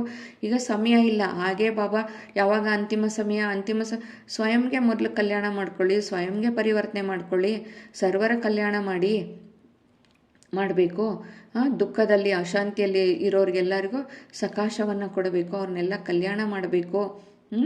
ನೀವು ಅವಾಗೇನಾಗ್ತದೆ, ಸಮಯವನ್ನು ಸಮೀಪಕ್ಕೆ ತರಲಿಕ್ಕಾಗ್ತದೆ. ನೀವು ಸಮಯವನ್ನು ಸಮೀಪಕ್ಕೆ ನೀವೇ ತರಬೇಕು ಅಂತ ಬಾಪ್ ದಾದಾರವರು ಇಲ್ಲಿ ಹೇಳ್ತಾ ಇದ್ದಾರೆ. ನೀವು ಒಂದೊಂದು ಸೆಕೆಂಡಿಗೂ ಕೂಡ ಮನಸ್ಸಿಗೆ ಮಾಲೀಕರಾಗಿ ಆದೇಶ ಕೊಡಬೇಕು ಅಂತ ಬಾಪ್ ದಾದಾರವರು ಇಲ್ಲಿ ಹೇಳ್ತಾ ಇದ್ದಾರೆ. ಆದೇಶವನ್ನು ಕೊಡ್ಲಿಕ್ಕೆ ನಿಮ್ಗೆ ಸಾಧ್ಯ ಆಗ್ತದಾ? ನಿಮ್ಮ ಒಂದೊಂದು ಸೆಕೆಂಡಿನಲ್ಲಿ ಕೂಡ ಮನಸ್ಸಿಗೆ ಮಾಲೀಕರಾಗಬೇಕು, ಅಂದರೆ ಬಿಂದು ಆಗಬೇಕು. ನೀವು ದೇಹದಲ್ಲಿ ಬರಬಾರ್ದು, ಆತ್ಮಾಭಿಮಾನಿ ಬಿಂದು ಆಗಬೇಕು, ಬಿಂದು ಆಗಿರಬೇಕು ಅಂತ ಬಾಬಾ ಇಲ್ಲಿ ಹೇಳ್ತಿದ್ದಾರೆ. ಹಾಗೆ ನೀವು ಒಂದು ಸೆಕೆಂಡಿನಲ್ಲಿ ಮನಸ್ಸಿಗೆ ಮಾಲೀಕರಾಗಿ ಆದೇಶ ಕೊಡಲಿಕ್ಕೆ ನಿಮಗೆ ಸಾಧ್ಯ ಆಗ್ತದಾ ಅಂತ ಕೇಳ್ತಾ ಇದ್ದಾರೆ. ಸಾಧ್ಯ ಇದೆಯಾ? ಮನಸ್ಸನ್ನು ಏಕಾಗ್ರ ಮಾಡಲಿಕ್ಕೆ ಆಗ್ತದಾ? ಮನಸ್ಸನ್ನು ಯಾವಾಗಲೂ ನಾವು ಏಕಾಗ್ರ ಮಾಡ್ತಾ ಇರಬೇಕು, ಹಿಡಿತದಲ್ಲಿ ಹಿಡ್ಕೊತಾ ಇರಬೇಕು. ಅದೇನಾಗಿದೆ, ಅದಕ್ಕೆ ಹೇಳ್ತಾರಲ್ವ, ಮನಸ್ಸು ಏನಾಗ್ತದೆ, ಅದು ಕುದುರೆಗೆ ಹೋಲಿಸ್ತಾರೆ. ಕುದುರೆ ಹೆಂಗೆ ಅದು ಲಗಾಮನ್ನು ಬಿಟ್ಟರೆ ಏನಾಗ್ತದೆ, ಎಲ್ಲ ಆ ಕಡೆ ಈ ಕಡೆ ಎಲ್ಲ ಓಡೋಗ್ತದೆ. ಹಾಗೆ ನಮ್ಮ ಮನಸ್ಸು ಏನಾಗ್ಬಿಟ್ಟಿದೆ, ಅದು ಕುದುರೆ ಥರ ಅದು ಓಡ್ತಾ ಇರ್ತದೆ. ಅದನ್ನು ನಾವು ಏನು ಮಾಡಬೇಕು, ಯಾವಾಗಲೂ ಅದು ಲಗಾಮನ್ನು ಹಿಡ್ಕೊಂಡಂಗೆ ಯಾವಾಗಲೂ ಹಿಡ್ಕೊಂಡಿರಬೇಕು. ಅಂದರೆ ನಮ್ಮ ಮನಸ್ಸನ್ನು ನಮ್ಮ ಹಿಡಿತದಲ್ಲಿ ಇಟ್ಕೊಂಡಿರಬೇಕು, ಏಕಾಗ್ರ ಮಾಡಬೇಕು. ನೀವು ಏಕಾಗ್ರ ಮಾಡಲಿಕ್ಕೆ ಆಗ್ತದಾ ಅಂತ ಬಾಬಾ ಇಲ್ಲಿ ಕೇಳ್ತಾ ಇದ್ದಾರೆ. ಮತ್ತು ಎಲ್ಲದಕ್ಕೂ ಬಿಂದುವನ್ನು ಇಡಲಿಕ್ಕೆ ಸಾಧ್ಯ ಆಗ್ತದಾ? ನಿಮ್ಮ ಮನಸ್ಸನ್ನು ಏಕಾಗ್ರ ಮಾಡಬೇಕು ಮತ್ತು ಬಿಂದುವನ್ನು ಇಡಬೇಕು. ಅಲ್ಲಿ ಫುಲ್ ಸ್ಟಾಪ್ ಇಟ್ಬಿಡಬೇಕು, ಬಿಂದು ಆಗಬೇಕು, ಬಿಂದು ಇಡಬೇಕು. ಇದು ಮಾಡಲಿಕ್ಕೆ ಆಗ್ತದಾ ಅಂತ ಬಾಬಾ ಕೇಳ್ತಾ ಇದ್ದಾರೆ. ಮತ್ತು ಬಿಂದು ಇಡ್ಲಿಕ್ಕೆ ಹೋಗಿ ಮತ್ತೆ ಅದು ಪ್ರಶ್ನೆ ಆಗಬಾರ್ದು, ಪ್ರಶ್ನಾರ್ಥಕ ಚಿಹ್ನೆ ಆಗೋದು ಇಲ್ಲ. ಮತ್ತು ಅದನ್ನು ಅಯ್ಯೋ ಹಿಂಗಾಯ್ತಾ ಹಂಗಾಯ್ತಾ ಹಾಗಾಗಬೇಕಿತ್ತು ಹೀಗಾಗಬೇಕಿತ್ತು ಅಂತ ಮತ್ತೆ ಆಶ್ಚರ್ಯ ಪಡೋದು, ಇದೆಲ್ಲ ಅಲ್ಲ. ಒಂದು ಸೆಕೆಂಡ್ನಲ್ಲಿ ಏನಾಗ್ತದೆ, ಆವಾಗ ಬಿಂದು ಆಗಿಬಿಡಬೇಕು. ಬಿಂದು ಆಗಿಬಿಟ್ರೆ ಬೇರೆ ಯಾವುದೇ ಪರಿಶ್ರಮ ಇಲ್ಲ ಅಂತ ಬಾಪ್ ದಾದಾರವರು ಇಲ್ಲಿ ತಿಳಿಸ್ಕೊಡ್ತಾ ಇದ್ದಾರೆ. ಒಂದು ಶಬ್ದವನ್ನು ನಾವು ಅಭ್ಯಾಸ ಮಾಡಬೇಕಾಗಿದೆ. ಬಾಬಾ ಹೇಳ್ತಾರೆ ಅದಕ್ಕೆ ಕೇವಲ ಒಂದು ಶಬ್ದವನ್ನು ನೀವು ಅಭ್ಯಾಸದಲ್ಲಿ ತರಬೇಕಾಗಿದೆ. ಪಾಯಿಂಟ್ ಇಡೋದು, ಪಾಯಿಂಟ್ ಅಂದರೆ ಬಿಂದು. ಬಿಂದು ಸ್ವರೂಪರಾಗುವುದು ಯಾವುದಕ್ಕೆ? ವ್ಯರ್ಥಕ್ಕೆ ಬಿಂದು ಇಡೋದು. ವ್ಯರ್ಥದಲ್ಲಿ ಹೋಗಬಾರ್ದು. ಅಲ್ಲಿ ಅಕಸ್ಮಾತ್ ಏನಾಗ್ತದೆ, ಬರೀ ವ್ಯರ್ಥ ಮಾತು, ವ್ಯರ್ಥ ಕೇಳೋದು ಅಂತಲ್ಲ, ಸಂಕಲ್ಪ ಕೂಡ ಬರಬಾರ್ದು ವ್ಯರ್ಥದ್ದು. ವ್ಯರ್ಥ ಸಂಕಲ್ಪ ಬಂತು ಅಂದ್ರೂ ಚೇಂಜ್ ಮಾಡ್ಕೋಬೇಕು, ಬೇಗ ಬಿಂದು ಇಡಬೇಕು. ನಮ್ಮ ಅಟೆನ್ಷನ್ ಚೇಂಜ್ ಮಾಡ್ಕೊಳ್ಳಿ. ಅವಾಗೇನಾಗ್ತದೆ, ಬೇಗ ನಿಮ್ಗೆ ಯಾವುದೇ ಒಂದು ವ್ಯರ್ಥ ಸಂಕಲ್ಪ ಬರ್ತಿತ್ತು ಅಂದ ತಕ್ಷಣ ಬೇಡ, ಅವಾಗ ತಕ್ಷಣ ಏನಾದರೂ ಒಂದು ಬಾಬನ ನೆನಪು ಮಾಡ್ಕೊಳ್ಳಿ, ಬಾಬನ ಮಹಾವಾಕ್ಯಗಳನ್ನ ನೆನಪು ಮಾಡ್ಕೊಳ್ರಿ. ಆ ಮಾತಿನ ಬಗ್ಗೆ ವಿಚಾರ ಮಾಡಿ. ಅವಾಗ ಬೇರೆ ಯಾವುದಾದ್ರೂ ಬಾಬನ ಮಹಾವಾಕ್ಯಗಳು, ಬಾಬಾ ಇವತ್ತು ಏನು ಹೇಳಿದರು, ಇವತ್ತಿನ ಪಾಯಿಂಟ್ಸ್ ಏನಿದೆ, ಅಥವಾ ಬಾಬಾ ನಿಮ್ಮ ಆಸ್ತಿ ನೆನಪು ಮಾಡ್ಕೊಳ್ಳಿ, ಸೃಷ್ಟಿ ಚಕ್ರವನ್ನು ನೆನಪು ಮಾಡ್ಕೊಳ್ಳಿ, ಚಕ್ರವನ್ನು ತಿರುಗಿಸ್ರಿ. ಈ ಥರ ಏನಾದರೂ ಒಂದು ಬಾಬನ ಮಹಾವಾಕ್ಯಗಳು, ಬಾಬನ ಪಾಯಿಂಟ್ಸು, ಈ ಥರ ಯಾವುದಾದ್ರೂ ಒಂದು ನೆನಪು ಮಾಡಿಕೊಂಡು ಬೇಗ ಫುಲ್ ಸ್ಟಾಪ್ ಇಡಬೇಕು. ವ್ಯರ್ಥ ಸಂಕಲ್ಪಗಳು ಯಾವುದನ್ನು ಬರಲಿಕ್ಕೆ ಬಿಡಬಾರ್ದು. ಯಾವುದೇ ವ್ಯರ್ಥ ಬರ್ತಾ ಇದೆ ಅಂದ ತಕ್ಷಣ ಬಿಂದು ಇಡಬೇಕು. ವಾಕ್ಯಗಳನ್ನ ನೆನ್ಪಿಟ್ಕೊಂಡ್ಬಿಟ್ಟು ಬಿಂದು ಹಾಕಿಬಿಡಬೇಕು ಮತ್ತು ಬಿಂದು ಆಗಿಬಿಡಬೇಕು. ಬಿಂದು ಆಗಿಬಿಟ್ಟು ನಾವು ಅಭ್ಯಾಸ ಮಾಡಬೇಕು ಅಂತ ಬಾಬಾ ಇಲ್ಲಿ ತಿಳಿಸ್ಕೊಡ್ತಾ ಇದ್ದಾರೆ. ಇಡೀ ದಿನದಲ್ಲಿ ಮಧ್ಯೆ ಮಧ್ಯೆ ಎಷ್ಟೇ ಬಿಡುವಿಲ್ಲದಿದ್ದರೂ ಸಹ ನೀವೇನು ಮಾಡಬೇಕು? ಪ್ರಯತ್ನ ಮಾಡಬೇಕು. ಪ್ರಯತ್ನ ಮಾಡಿಬಿಟ್ಟು ಏನು 1 ಸೆಕೆಂಡಿನಲ್ಲಿ ಬಿಂದು ಆಗಬೇಕು. ಬಿಂದು ಆಗಲಿಕ್ಕೆ ಸಾಧ್ಯ ಆಗ್ತದಾ ಅಂತ ಬಾಬಾ ಇಲ್ಲಿ ಹೇಳ್ತಿದ್ದಾರೆ. ಎಷ್ಟೇ ನಿಮಗೆ ಬಿಡುವಿಲ್ಲದೆ ಇರೋ ಕೆಲಸ ಕಾರ್ಯ ಇತ್ತು ಅಂದ್ರೂ ಕೂಡ ಮಧ್ಯದಲ್ಲಿ 1 ಸೆಕೆಂಡ್ ಆದರೂ ಬಿಡುವು ಮಾಡಿಕೊಂಡು 1 ಸೆಕೆಂಡ್ನಲ್ಲಿ ಆತ್ಮ ಆಗಿ ಬಿಂದು ಆಗಿ ಅಂತ ಬಾಪ್ದಾದರವರು ಇಲ್ಲಿ ತಿಳಿಸ್ಕೊಡ್ತಾ ಇದ್ದಾರೆ. ಈ ಅಭ್ಯಾಸವನ್ನು ಮಾಡಬೇಕು ಅಂತ ಬಾಬಾ ಇಲ್ಲಿ ಹೇಳ್ತಾ ಇದ್ದಾರೆ. ಈ ಅಭ್ಯಾಸ ಮಾಡೋದ್ರಿಂದ ಏನಾಗ್ತದೆ, ನಮಗೆ ಅಂತಿಮ ಸಮಯದಲ್ಲಿ ನಾವು ಪೂರ್ಣ ವಿರಾಮವನ್ನು ಇಡಲಿಕ್ಕೆ ಸಾಧ್ಯ ಆಗ್ತದೆ. ಆವಾಗ ನಾವು ಏನಾಗ್ತೀವಿ, ಅಂತಿಮ ಸಮಯದಲ್ಲಿ ನಾವು ಈಗಿಂದ ಅಭ್ಯಾಸ ಮಾಡಬೇಕು ಅಲ್ವಾ.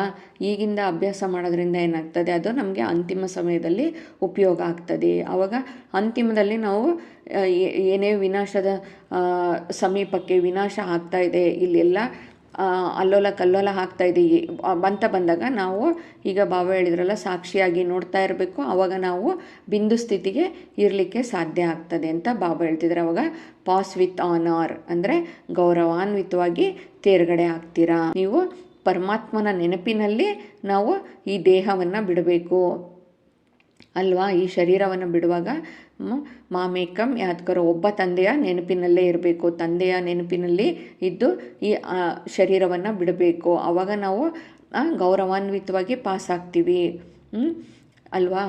ಇಲ್ಲಾಂದರೆ ಮತ್ತೆ ನಾವು ಏನಾಗ್ತದೆ, ಶಿಕ್ಷೆಯನ್ನು ಅನುಭವಿಸ್ಬೇಕಾಗ್ತದೆ. ಆವಾಗ ಮತ್ತೆ ನಮಗೆ ನಾವು ದೇಹದಲ್ಲಿ ಬಂದರೆ, ದೇಹಧಾರಿಗಳನ್ನ ನೆನಪು ಮಾಡಿಕೊಂಡ್ರೆ ಏನಾಗ್ತದೆ, ಮತ್ತೆ ನಾವು ಧರ್ಮರಾಜನ ಹತ್ರ ಶಿಕ್ಷೆಯನ್ನು ಅನುಭವಿಸ್ಬೇಕಾಗ್ತದೆ. ಅದಕ್ಕೆ ನಾವು ಇವಾಗಿಂದನೇ ಪ್ರಾಕ್ಟೀಸ್ ಮಾಡಬೇಕು.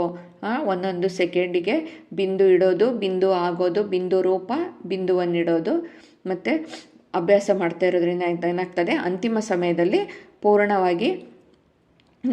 ಪೂರ್ಣವಾಗಿ ಬಿಂದು ಆಗಲಿಕ್ಕೆ ಸಾಧ್ಯ ಆಗ್ತದೆ. ಆತ್ಮಗಳಾಗಿ ಹೋಗಲಿಕ್ಕೆ ಸಾಧ್ಯ ಆಗ್ತದೆ. ಪಾಸ್ ವಿತ್ ಆನರ್, ತೇರ್ಗಡೆ ಹಾಕ್ತೀವಿ. ಆವಾಗ ನಾವು ಗೌರವಾನ್ವಿತವಾಗಿ ಪಾಸ್ ಆಗಿಬಿಡ್ತೀರಾ ಅಂತ ಬಾಬಾ ಇಲ್ಲಿ ಹೇಳ್ತಾ ಇದ್ದಾರೆ. ಇದೇ ಪರಮಾತ್ಮನ ಪಾಲನೆಯಾಗಿದೆ, ಇದೇ ಪರಮಾತ್ಮನ ವಿದ್ಯೆ ಆಗಿದೆ ಅಲ್ವಾ. ಪರಮಾತ್ಮ ಬಾಬಾ ನಂಗೆ ತಿಳಿಸ್ಕೊಡ್ತಾ ಇರೋಂಥ ವಿದ್ಯೆ ಇದೇ ಆಗಿದೆ, ಇದು ತಂದೆಯ ಪಾಲನೆಯಾಗಿದೆ ಅಂತ ಬಾಬಾ ಇಲ್ಲಿ ತಿಳಿಸ್ಕೊಡ್ತಾ ಇದ್ದಾರೆ. ಈ ಪರಮಾತ್ಮನ ಜ್ಞಾನವನ್ನು ನೀವು ಬೇರೆಯವರಿಗೆ ಹಂಚ್ತೀರಾ, ಬೇರೆಯವ್ರಿಗೆ ಕೊಡ್ತೀರಾ ಅಂದರೆ ನೀವು ಸಂದೇಶ ಕೊಡೋದು ಅಲ್ವಾ. ಈ ಸಂದೇಶ ಕೊಡುವುದೆಂದರೆ ನೀವೇನೋ ಭಗವಂತನ ಸಂದೇಶ ಪುತ್ರರಾಗಿದ್ದೀರಾ. ನೀವು ಸಂದೇಶ ಕೊಡುವಂಥವರು ಸಂದೇಶ ಪುತ್ರರಾಗಿದ್ದೀರಾ. ಎಷ್ಟು ಆತ್ಮಗಳು ದುಃಖ ಅಶಾಂತಿಯಿಂದ ಇದ್ದಾರಲ್ವ, ಅವ್ರನ್ನೆಲ್ಲ ಬಿಡಿಸಿ ಅಂತ ಬಾಬಾ ಹೇಳ್ತಾ ಇದ್ದಾರೆ. ಎಷ್ಟೋ ಆತ್ಮರು ದುಃಖ ಅಶಾಂತಿಯಿಂದ ಕೂಗಾಡ್ತಾ ಇದ್ದಾರೆ. ಅವರೆಲ್ಲ ನಿಮ್ಮ ಸಹೋದರರು, ನಿಮ್ಮ ಸಹೋದರಿಯರು, ನಿಮ್ಮ ಸಹೋದರಿಯರು ಅವರೆಲ್ಲ ಆಗಿದ್ದಾರಲ್ವ. ಅಂಥವ್ರನ್ನ ಈ ದುಃಖ ಅಶಾಂತಿಯಿಂದ ಬಿಡಿಸಿ ಅವರೆಲ್ಲರಿಗೂ ಪರಮಾತ್ಮನ ಜ್ಞಾನವನ್ನು ಕೊಡಿ, ಭಗವಂತನ ಸಂದೇಶವನ್ನು ಕೊಡಿ. ನೀವೆಲ್ಲ ಸಂದೇಶನ ಪುತ್ರರಾಗಿದ್ದೀರಾ, ನೀವು ಸಂದೇಶ ಕೊಡುವಂಥವರು. ಈ ಈಶ್ವರಿಯ ಸಂದೇಶವನ್ನು ಕೊಡಿ, ಅವರಿಗೆ ಮುಕ್ತರನ್ನಾಗಿ ಮಾಡಿ ಅಂತ ಬಾಬಾ ಹೇಳ್ತಿದ್ದಾರೆ. ಅವರಿಗೆ ಈ ದುಃಖ ಅಶಾಂತಿಯಿಂದ ಮುಕ್ತರನ್ನಾಗಿ ಮಾಡಿ ನೀವು ಅಂತ ಹೇಳ್ತಾ ಇದ್ದಾರೆ. ಎಲ್ಲ ನೀವು ಮಕ್ಕಳಿಗೆ ನಾವೀಗ ತಂದೆಯ ಮಕ್ಕಳಾಗಿದ್ದೀವಿ, ನಾವು ಪರಮಾತ್ಮನಿಂದ ತಂದೆಯಿಂದ ಇಷ್ಟು ಜ್ಞಾನ ಪಡ್ಕೊಂಡು ಅವರಿಂದ ಆಸ್ತಿ ಪಡ್ಕೊಂಡಿದ್ದೀವಿ, ಅವರ ಅಧಿಕಾರಿ ಮಕ್ಕಳಾಗಿದ್ದೀವಲ್ಲ ನಾವು. ಇನ್ನು ಎಷ್ಟೋ ಜನ ಆತ್ಮರು ದುಃಖದಲ್ಲಿರೋ ಅಂಥ ಆತ್ಮರಿಗೆಲ್ಲ ನೀವು ಅವರಿಗೆ ದುಃಖದಿಂದ ಮುಕ್ತ ಮಾಡ್ರಿ ಅಂತ ಬಾಬಾ ಇಲ್ಲಿ ಹೇಳ್ತಾ ಇದ್ದಾರೆ. ನೀವು ಬಾಬನ ಈ ಸಂದೇಶವನ್ನು, ಈಶ್ವರಿಯ ಸಂದೇಶವನ್ನು ಕೊಡ್ತು ಅವರಿಗೆ ಮುಕ್ತರನ್ನಾಗಿ ಮಾಡಬೇಕು ಅಂತ ಬಾಬಾ ಇಲ್ಲಿ ತಿಳಿಸ್ಕೊಡ್ತಾ ಇದ್ದಾರೆ. ಇದರಿಂದ ಏನಾಗ್ತದೆ, ಬಹಳಷ್ಟು ನಿಮಗೆ ಆಶೀರ್ವಾದಗಳು ಸಿಗ್ತದೆ. ನೀವು ಅಲ್ವಾ, ನಾವು ಯಾರಿಗೇ ಆಗಲಿ ಅವರ ದುಃಖದಿಂದ ಮುಕ್ತರನ್ನಾಗಿ ಮಾಡಿದರೆ, ಅವರು ಎಷ್ಟು ಅಶಾಂತಿಯಿಂದ ಇದ್ದಾರಲ್ಲ ಅವರಿಗೆಲ್ಲ ನಾವು ಅವರಿಗೆ ಶಾಂತಿಯ ದಾನ ಮಾಡೋದ್ರಿಂದ, ಅವರಿಗೆ ದುಃಖದಿಂದ ಮುಕ್ತ ಮಾಡೋದ್ರಿಂದ ಏನಾಗ್ತದೆ, ಅವರಿಂದ ಆಶೀರ್ವಾದ ಸಿಗ್ತದೆ.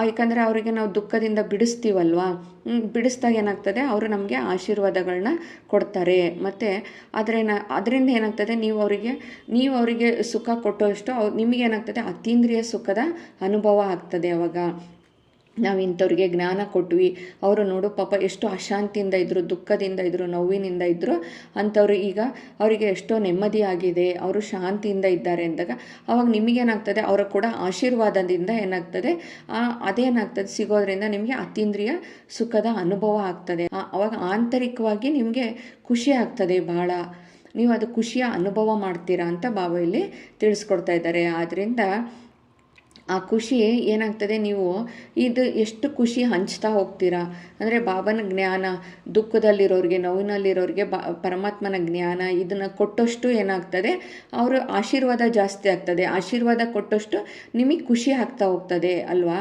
ಅವಾಗ ಏನಂದರೆ ಇದು ನೀವು ಖುಷಿಯ ಹಂಚಿದಷ್ಟು ಏನಾಗ್ತದೆ, ನಿಮಗೆ ಹಂಚಿದಷ್ಟು ಹೆಚ್ಚಾಗ್ತಾ ಹೋಗ್ತದೆ ಅಲ್ವಾ. ನೀವು ಎಷ್ಟು ಖುಷಿನ ಹಂಚ್ತಾ ಹೋಗ್ತೀರೋ ಆವಾಗ ಅದು ನಿಮಗೆ ಜಾಸ್ತಿ ಆಗ್ತಾ ಹೋಗ್ತದೆ. ಬಾಪ್ ದಾದಾರವರ ಮಹಾನ್ ಮಕ್ಕಳಾಗಿದ್ದೀರಾ ಅಂತ ಬಾಬಾರವರು ಇಲ್ಲಿ ಹೇಳ್ತಾ ಇದ್ದಾರೆ. ಅದಕ್ಕೆ ಬಾಬಾ ಹೇಳ್ತಿದ್ದಾರೆ, ನೀವೆಲ್ಲ ಖುಷಿಯನ್ನು ಹಂಚಿದ್ದೀರಲ್ವಾ, ಹಂಚಿರೋದ್ರಿಂದ ನಿಮಗೆ ಎಲ್ಲ ಹೆಚ್ಚಿನದಾಗಿ ಖುಷಿಯನ್ನು ಹಂಚಿರಿ. ಎಷ್ಟು ಹಂಚ್ತಿರೋ ಅಷ್ಟು ವೃದ್ಧಿ ಆಗ್ತಾ ಹೋಗ್ತದೆ, ನಿಮಗೂ ಅಷ್ಟು ಹೆಚ್ಚಿಗೆ ಆಗ್ತದೆ, ವೃದ್ಧಿ ಆಗ್ತಾ ಹೋಗ್ತದೆ ಅಂತ ಬಾಪ್ ದಾದಾರವರು ತಿಳಿಸಿಕೊಡ್ತಾ ಇದ್ದಾರೆ. ಇಲ್ಲಿ ಕೊನೆಯಲ್ಲಿ ಬಾಪ್ ದಾದಾರವರು ಎಲ್ಲ ಮಕ್ಕಳಿಗೂ ತಂದೆಯ ಸಮಾನ ಆಗುವ ಉಮಂಗ ಉತ್ಸಾಹದಲ್ಲಿ ಮುಂದುವರಿಯುವಂತಹ ಸಾಹಸವಂತ ಮಕ್ಕಳಿಗೂ ಮತ್ತು ಸದಾ ಹೆಜ್ಜೆಯಲ್ಲಿಯೂ ಪ್ರತಿ ಹೆಜ್ಜೆಯಲ್ಲಿ ಪದಮಗಳ ಸಂಪಾದನೆ ಜಮಾ ಮಾಡಿಕೊಳ್ಳುವಂಥ ಎಲ್ಲ ಮಕ್ಕಳಿಗೂ ಕೂಡ ತಂದೆ ನಮಸ್ತೆಯನ್ನು ತಂದೆಯ ನೆನಪು ಪ್ರೀತಿ ಆಗೋ ನಮಸ್ತೆಯನ್ನು ತಿಳಿಸ್ತಾ ಇದ್ದಾರೆ. ಹಾಗೆ ನಾವು ಕೂಡ ಬಾಪ್ ದಾದಾರವರಿಗೆ ನೆನಪು ಪ್ರೀತಿ ಆಗೋ ನಮಸ್ತೆ ನಮಸ್ತೆಯನ್ನು ಇಂದಿನ ವರದಾನದಲ್ಲಿ ಬಾಪ್ ದಾದಾರವರು ತಿಳಿಸ್ಕೊಡ್ತಾ ಇದ್ದಾರೆ. ಮತ್ತು ಸೇವೆಯ ಬ್ಯಾಲೆನ್ಸ್ ಮೂಲಕ ಏರುವ ಕಲೆಯ ಅನುಭವ ಮಾಡುವಂತಹ ರಾಜ್ಯ ಅಧಿಕಾರಿ ಭವ. ಅದುವೇನ ಯಾವಾಗಲೂ ಬ್ಯಾಲೆನ್ಸ್ ಇದ್ದಾಗ ಪ್ರತಿ ಹೆಜ್ಜೆಯಲ್ಲಿ ಏನಾಗ್ತದೆ, ಏರುವ ಕಲೆ ಆಗ್ತದೆ ಅಂತ ಬಾಬೆಯಲ್ಲಿ ಹೇಳ್ತಾ ಇದ್ದಾರೆ. ತಂದೆಯ ನೆನಪಿನಲ್ಲೂ ಇರಬೇಕು, ಅಲ್ಲಿ ಸೇವೆಯಲ್ಲೂ ಇರಬೇಕು. ಏನೇ ಸೇವೆ ಇದ್ದರೂ ಮಾಡ್ತಾ ಇರಬೇಕು, ಪರಮಾತ್ಮ ತಂದೆಯ ಸೇವೆ. ಅವಾಗ ಏನಾಗ್ತದೆ, ಅದು ಎರಡೂ ಬ್ಯಾಲೆನ್ಸ್ ಇದ್ದಾಗ ಏರುವ ಕಲೆಯಲ್ಲಿ ಇರುತ್ತದೆ ಅಂತ ಅನುಭವ ಮಾಡ್ತೀರಾ ಅಂತ ಬಾಬೆಯಲ್ಲಿ ಹೇಳ್ತಿದ್ದಾರೆ. ಪ್ರತಿ ಸಂಕಲ್ಪದಲ್ಲಿ ಸೇವೆಯಲ್ಲಿ ಯಾವಾಗಲೂ ವ್ಯರ್ಥದಲ್ಲಿ ಇರಬಾರ್ದು, ವ್ಯರ್ಥದಿಂದ ಮುಕ್ತರು ಆಗಿರಬೇಕು. ಸೇವೆ ಏನಾಗಬೇಕಾಗಿದೆ, ನಮಗೆ ಜೀವನದ ಒಂದು ಅಂಗ ಆಗಬೇಕು ಅಂತ ಬಾಬೆಯಲ್ಲಿ ಹೇಳ್ತಾ ಇದ್ದಾರೆ ಅಲ್ವಾ. ಯಾವ ರೀತಿ ನಮಗೆ ಈ ಶರೀರಕ್ಕೆ ಎಲ್ಲ ಅಂಗಾಂಗಗಳ ಅವಶ್ಯಕತೆ ಇದೆ ಅಲ್ವಾ, ಅದೇ ರೀತಿ ನಮಗೆ ಬ್ರಾಹ್ಮಣರ ಜೀವನದ ವಿಶೇಷ ಅಂಗ ಏನಾಗಬೇಕು, ಒಂದು ವಿಶೇಷವಾಗಿ ಸೇವೆಯು ಒಂದು ಅಂಗ ಆಗಬೇಕು ಅಂತ ಬಾಬಾ ಇಲ್ಲಿ ತಿಳಿಸ್ಕೊಡ್ತಾ ಇದ್ದಾರೆ ಅಲ್ವಾ. ಬಹಳ ಸೇವೆಯ ಅವಕಾಶ ಸಿಗ್ತದೆ ಅಲ್ವಾ. ನಮ್ಗೆ ಎಷ್ಟು ನೋಡಿ ಸೇವೆ ಮಾಡೋಕ್ಕೆ ಸಿಗೋದು ಎಷ್ಟು ನಮ್ಮ ಭಾಗ್ಯ ಅಂತ ಹೇಳ್ಕೊಳ್ತೀವಿ ಅಲ್ವಾ. ಒಂದು ನಾಲ್ಕಿಗೆ ಹೇಳಿಲ್ವಾ, ಒಂದು 4 ಜನಕ್ಕೆ ಜ್ಞಾನ ಹೇಳಲಿ, ಇದು ಅವರ ಅಶಾಂತಿಯಿಂದ ಅವರನ್ನು ಮುಕ್ತರನ್ನಾಗಿ, ದುಃಖದಿಂದ ಮುಕ್ತರನ್ನಾಗಿ ಮಾಡಿದರೆ ಅವರಿಂದ ಎಷ್ಟು ಆಶೀರ್ವಾದ ಸಿಗ್ತದೆ ನಮಗೆ, ಎಷ್ಟು ಅದು ಖುಷಿ ಇರ್ತದೆ ಅವಾಗ. ನಾವು ಆಂತರಿಕವಾಗಿ ಎಷ್ಟು ಖುಷಿ ಅನುಭವಿಸ್ತೀವಿ ಅವಾಗ ಅಲ್ವಾ. ಅದೇ ರೀತಿ ನಮ್ಗೆ ಏನಾಗಬೇಕು, ಇದು ಒಂದು ಅಂಗ ಆಗಬೇಕು, ಸೇವೆ ಅನ್ನೋದು ನಮಗೆ ನಮ್ಮ ಜೀವನದ ಒಂದು ವಿಶೇಷ ಅಂಗ ಆಗಬೇಕು ಅಂತ ಬಾಬಾ ಇಲ್ಲಿ ಹೇಳ್ತಾ ಇದ್ದಾರೆ. ಬಹಳ ಸೇವೆ ಅವಕಾಶ ಸಿಗ್ತದೆ, ಅವಾಗೇನಾಗ್ತದೆ, ಒಂದು ಸ್ಥಾನವೂ ಸಿಗ್ತದೆ, ಜೊತೆಗೂ ಸಿಗ್ತದೆ ಅಂತ ಬಾಬಾ ಇಲ್ಲಿ ಹೇಳ್ತಾ ಇದ್ದಾರೆ. ಇದು ಸಹ ಏನಾಗಿದೆ, ಭಾಗ್ಯದ ಒಂದು ನಿಶಾನಿಯಾಗಿದೆ, ಇದು ನಮ್ಮ ಭಾಗ್ಯದ ಒಂದು ಚಿಹ್ನೆ ಆಗಿದೆ ಅಂತ, ಗುರುತಾಗಿದೆ ಅಂತ ಬಾಬಾ ಇಲ್ಲಿ ತಿಳಿಸ್ಕೊಡ್ತಾ ಇದ್ದಾರೆ. ಇಂತಹ ಸೇವೆಯ ಸುವರ್ಣ ಅವಕಾಶ ತೆಗೆದುಕೊಳ್ಳುವವರು ಏನಾಗಿದ್ದಾರೆ, ರಾಜ್ಯ ಅಧಿಕಾರಿ ಆಗ್ತಾರೆ ಅಂತ ಬಾಬಾ ಹೇಳ್ತಾರೆ. ಯಾರು ಈ ಸೇವೆಯ ಅವಕಾಶವನ್ನು ತಗೊಳ್ತಿರೋ, ಇದೇನಾಗಿದೆ, ಇದು ಒಂದು ಸುವರ್ಣ ಅವಕಾಶ ನಮಗೆ ಸೇವೆ ಸಿಗೋದು ಅಂತ ತಿಳ್ಕೊಂಡು ಯಾರು ತಗೊಳ್ತಿರೋ ಅಂಥವರೇ ಏನಾಗ್ತೀರಾ, ರಾಜ್ಯದ ಅಧಿಕಾರಿಗಳು ಆಗ್ತೀರಾ ಅಂತ ಬಾಬಾ ಇಲ್ಲಿ ತಿಳಿಸ್ಕೊಡ್ತಾ ಇದ್ದಾರೆ. ಇಂದಿನ ಸ್ಲೋಗನ್ ಆಗಿದೆ, ಪರಮಾತ್ಮನ ಪ್ರೀತಿಯ ಪಾಲನೆಯ ಸ್ವರೂಪವಾಗಿದೆ ಸಹಯೋಗಿ ಜೀವನ. ನಾವು ಪರಮಾತ್ಮನ ಪ್ರೀತಿಯ ಪಾಲನೆಯನ್ನು ಪಡ್ಕೊಳ್ತಾ ಇದ್ದೀವಲ್ವ, ತಂದೆಯಿಂದ ಇಷ್ಟು ಪಾಲನೆಯನ್ನು ಪಡ್ಕೊಳ್ತಾ ಇದ್ದೀವಿ. ಪರಮಾತ್ಮನ ತಂದೆಯ ಪ್ರೀತಿಯ ಪಾಲನೆಯ ಸ್ವರೂಪ ಏನಾಗಿದೆ ಅಂದರೆ ಸಹಯೋಗ ಕೊಡೋದು. ತಂದೆಯ ನಾವು ಈ ಎಲ್ಲ ಕೆಲಸ ಕಾರ್ಯಗಳಿಗೂ ನಾವು ಸಹಯೋಗ ಕೊಡಬೇಕು. ಸಹಯೋಗಿ ಜೀವನ ಆಗಿದೆ, ಸ್ವರೂಪವೇ ಸಹಯೋಗಿ ಜೀವನ ಆಗಿದೆ ಅಂತ ಬಾಬಾ ಇಲ್ಲಿ ಹೇಳ್ತಾ ಇದ್ದಾರೆ. ಇಂದಿನ ಅವ್ಯಕ್ತ ಸೂಚನೆಯಾಗಿದೆ, ಆತ್ಮಿಕ ಘನತೆ ಮತ್ತು ಪವಿತ್ರತೆಯ ವ್ಯಕ್ತಿತ್ವವನ್ನು ಧಾರಣೆ ಮಾಡಿಕೊಳ್ಳಿ. ನಾವು ಯಾವಾಗಲೂ ಆತ್ಮಿಕವಾದ ಘನತೆಯಿಂದ ಇರಬೇಕು ಮತ್ತು ಪವಿತ್ರತೆಯ ವ್ಯಕ್ತಿತ್ವವನ್ನು ಧಾರಣೆ ಮಾಡ್ಕೋಬೇಕು ಅಂತ ಇಲ್ಲಿ ಬಾಬಾ ತಿಳಿಸ್ಕೊಡ್ತಾ ಇದ್ದಾರೆ. ಪವಿತ್ರತೆ ನೀವು ಮಕ್ಕಳ ಎಲ್ಲದಕ್ಕಿಂತ ದೊಡ್ಡದಕ್ಕಿಂತ ದೊಡ್ಡ ಶೃಂಗಾರವಾಗಿದೆ. ಸಂಪೂರ್ಣ ಪವಿತ್ರತೆ ನಿಮ್ಮ ಜೀವನದ ಎಲ್ಲದಕ್ಕಿಂತ ದೊಡ್ಡ ಆಸ್ತಿಯಾಗಿದೆ, ಘನತೆ ಮತ್ತು ವ್ಯಕ್ತಿತ್ವವಾಗಿದೆ ಅಂತ ಬಾಬಾ ಇಲ್ಲಿ ಹೇಳ್ತಾ ಇದ್ದಾರೆ. ನಾವು ಎಷ್ಟು ಈಗ ನಮ್ಮ ಆತ್ಮದಲ್ಲಿ ಎಷ್ಟು ಕೊಳಕು ತುಂಬಿದೆ ಅಲ್ವಾ, ಅದನ್ನೆಲ್ಲ ಸಂಪೂರ್ಣ ಪವಿತ್ರ ಮಾಡಿಕೊಂಡು ನಮ್ಮಲ್ಲಿ ಎಷ್ಟು ಅವಗುಣಗಳಾಗಿರ್ಬೋದು ತುಂಬಿಕೊಂಡಿದ್ದೀವಿ. ಜನ್ಮಾಂತರದ ಪಾಪಕರ್ಮಗಳು ಎಲ್ಲ ಏನಾಗಿದೆ, ಆತ್ಮದಲ್ಲಿ ರೆಕಾರ್ಡ್ ಆಗಿದೆ. ಅದನ್ನೆಲ್ಲ ತಂದೆಯ ಎಷ್ಟು ನೆನಪಿನಿಂದ ನಾವು ಭಸ್ಮ ಮಾಡ್ಕೊತಾ ಹೋಗ್ತೀವೋ ಅಷ್ಟು ನಮ್ಮ ಆತ್ಮ ಪ್ಯೂರ್ ಆಗ್ತಾ ಹೋಗ್ತದೆ, ಪವಿತ್ರವಾಗ್ತಾ ಹೋಗ್ತದೆ. ಪವಿತ್ರತೆ ಏನಾಗಿದೆ, ಅವಾಗ ನಾವು ಶೃಂಗಾರ ಆಗ್ತಾ ಹೋಗ್ತೀವಿ, ಅಂದರೆ ನಮ್ಮ ಆತ್ಮದ ಶೃಂಗಾರ ಆಗ್ತಾ ಹೋಗ್ತದೆ. ಇದೇ ಏನಾಗಿದೆ, ನಮ್ಮ ಜೀವನದ ದೊಡ್ಡ ಆಸ್ತಿಯಾಗಿದೆ ಅಂತ. ಅವಾಗ ನಮ್ಮದು ಎಷ್ಟು ನಾವು ಪವಿತ್ರ, ಅಲ್ಲಿ ಆತ್ಮ ಪವಿತ್ರ ಆದಾದಂಗೆ ಅದು ನಮ್ಮ ಮುಖದಲ್ಲಿ ಹೊಳಪು, ಕಣ್ಣಿನಲ್ಲಿ ಹೊಳಪು, ಅಂದರೆ ಆತ್ಮ ಅಷ್ಟು ಪವಿತ್ರ ಆಗ್ತಾ ಹೋಗ್ತದೆ. ಆವಾಗ ನಮ್ಮ ನಡತೆ, ನಮ್ಮ ಗುಣ ಎಲ್ಲದರಲ್ಲೂ ಏನಾಗ್ತಾ ಹೋಗ್ತದೆ, ಅಲ್ಲಿ ಚೇಂಜಸ್ ಆಗ್ತಾ ಹೋಗ್ತದೆ. ಎಲ್ಲರೂ ಹೇಳ್ತಾರೆ ಅವಾಗ, ಇವರು ಮೊದಲು ಹೇಗಿದ್ರು ಈಗ ಹೇಗಾಗಿದ್ದಾರೆ, ಎಷ್ಟು ಬದಲಾವಣೆ ಆಗಿದೆ, ಅಂದರೆ ಎಷ್ಟು ನಾವು ಆಗ್ತಾ ಹೋಗ್ತೀವಿ, ಎಷ್ಟು ನಾವು ಪವಿತ್ರರಾಗಿರ್ತೀವಿ ಅಷ್ಟು ಘನತೆ ಮತ್ತು ವ್ಯಕ್ತಿತ್ವವಾಗಿದೆ ಅಂತ ಬಾಬಾ ಇಲ್ಲಿ ಹೇಳ್ತಾ ಇದ್ದಾರೆ. ಇದನ್ನು ಧಾರಣೆ ಮಾಡಿ ಸದಾ ತಯಾರಾಗಿರಿ, ಎವರ್ ರೆಡಿಯಾಗಿ. ಪ್ರಕೃತಿಯು ತನ್ನ ಕೆಲಸ ಆರಂಭ ಮಾಡುವುದು. ಪವಿತ್ರತೆಯ ವ್ಯಕ್ತಿತ್ವದಿಂದ ಸಂಪನ್ನ ರಾಯಲ್ ಆತ್ಮರನ್ನು ಸಭ್ಯತೆಯ ದೇವಿ ಎಂದು ಹೇಳಲಾಗ್ತದೆ ಅಂತ ಬಾಬಾ ಇಲ್ಲಿ ಹೇಳ್ತಾ ಇದ್ದಾರೆ. ಅದಕ್ಕೆ ಯಾವಾಗಲೂ ನಾವು ಇದನ್ನೆಲ್ಲ ಧಾರಣೆ ಮಾಡ್ಕೊಂಡ್ಬಿಟ್ಟು ಯಾವಾಗಲೂ ಎವರ್ ರೆಡಿ ಆಗಿರಿ ಅಂತ ಬಾಬಾ ಇಲ್ಲಿ ಹೇಳ್ತಾ ಇದ್ದಾರೆ.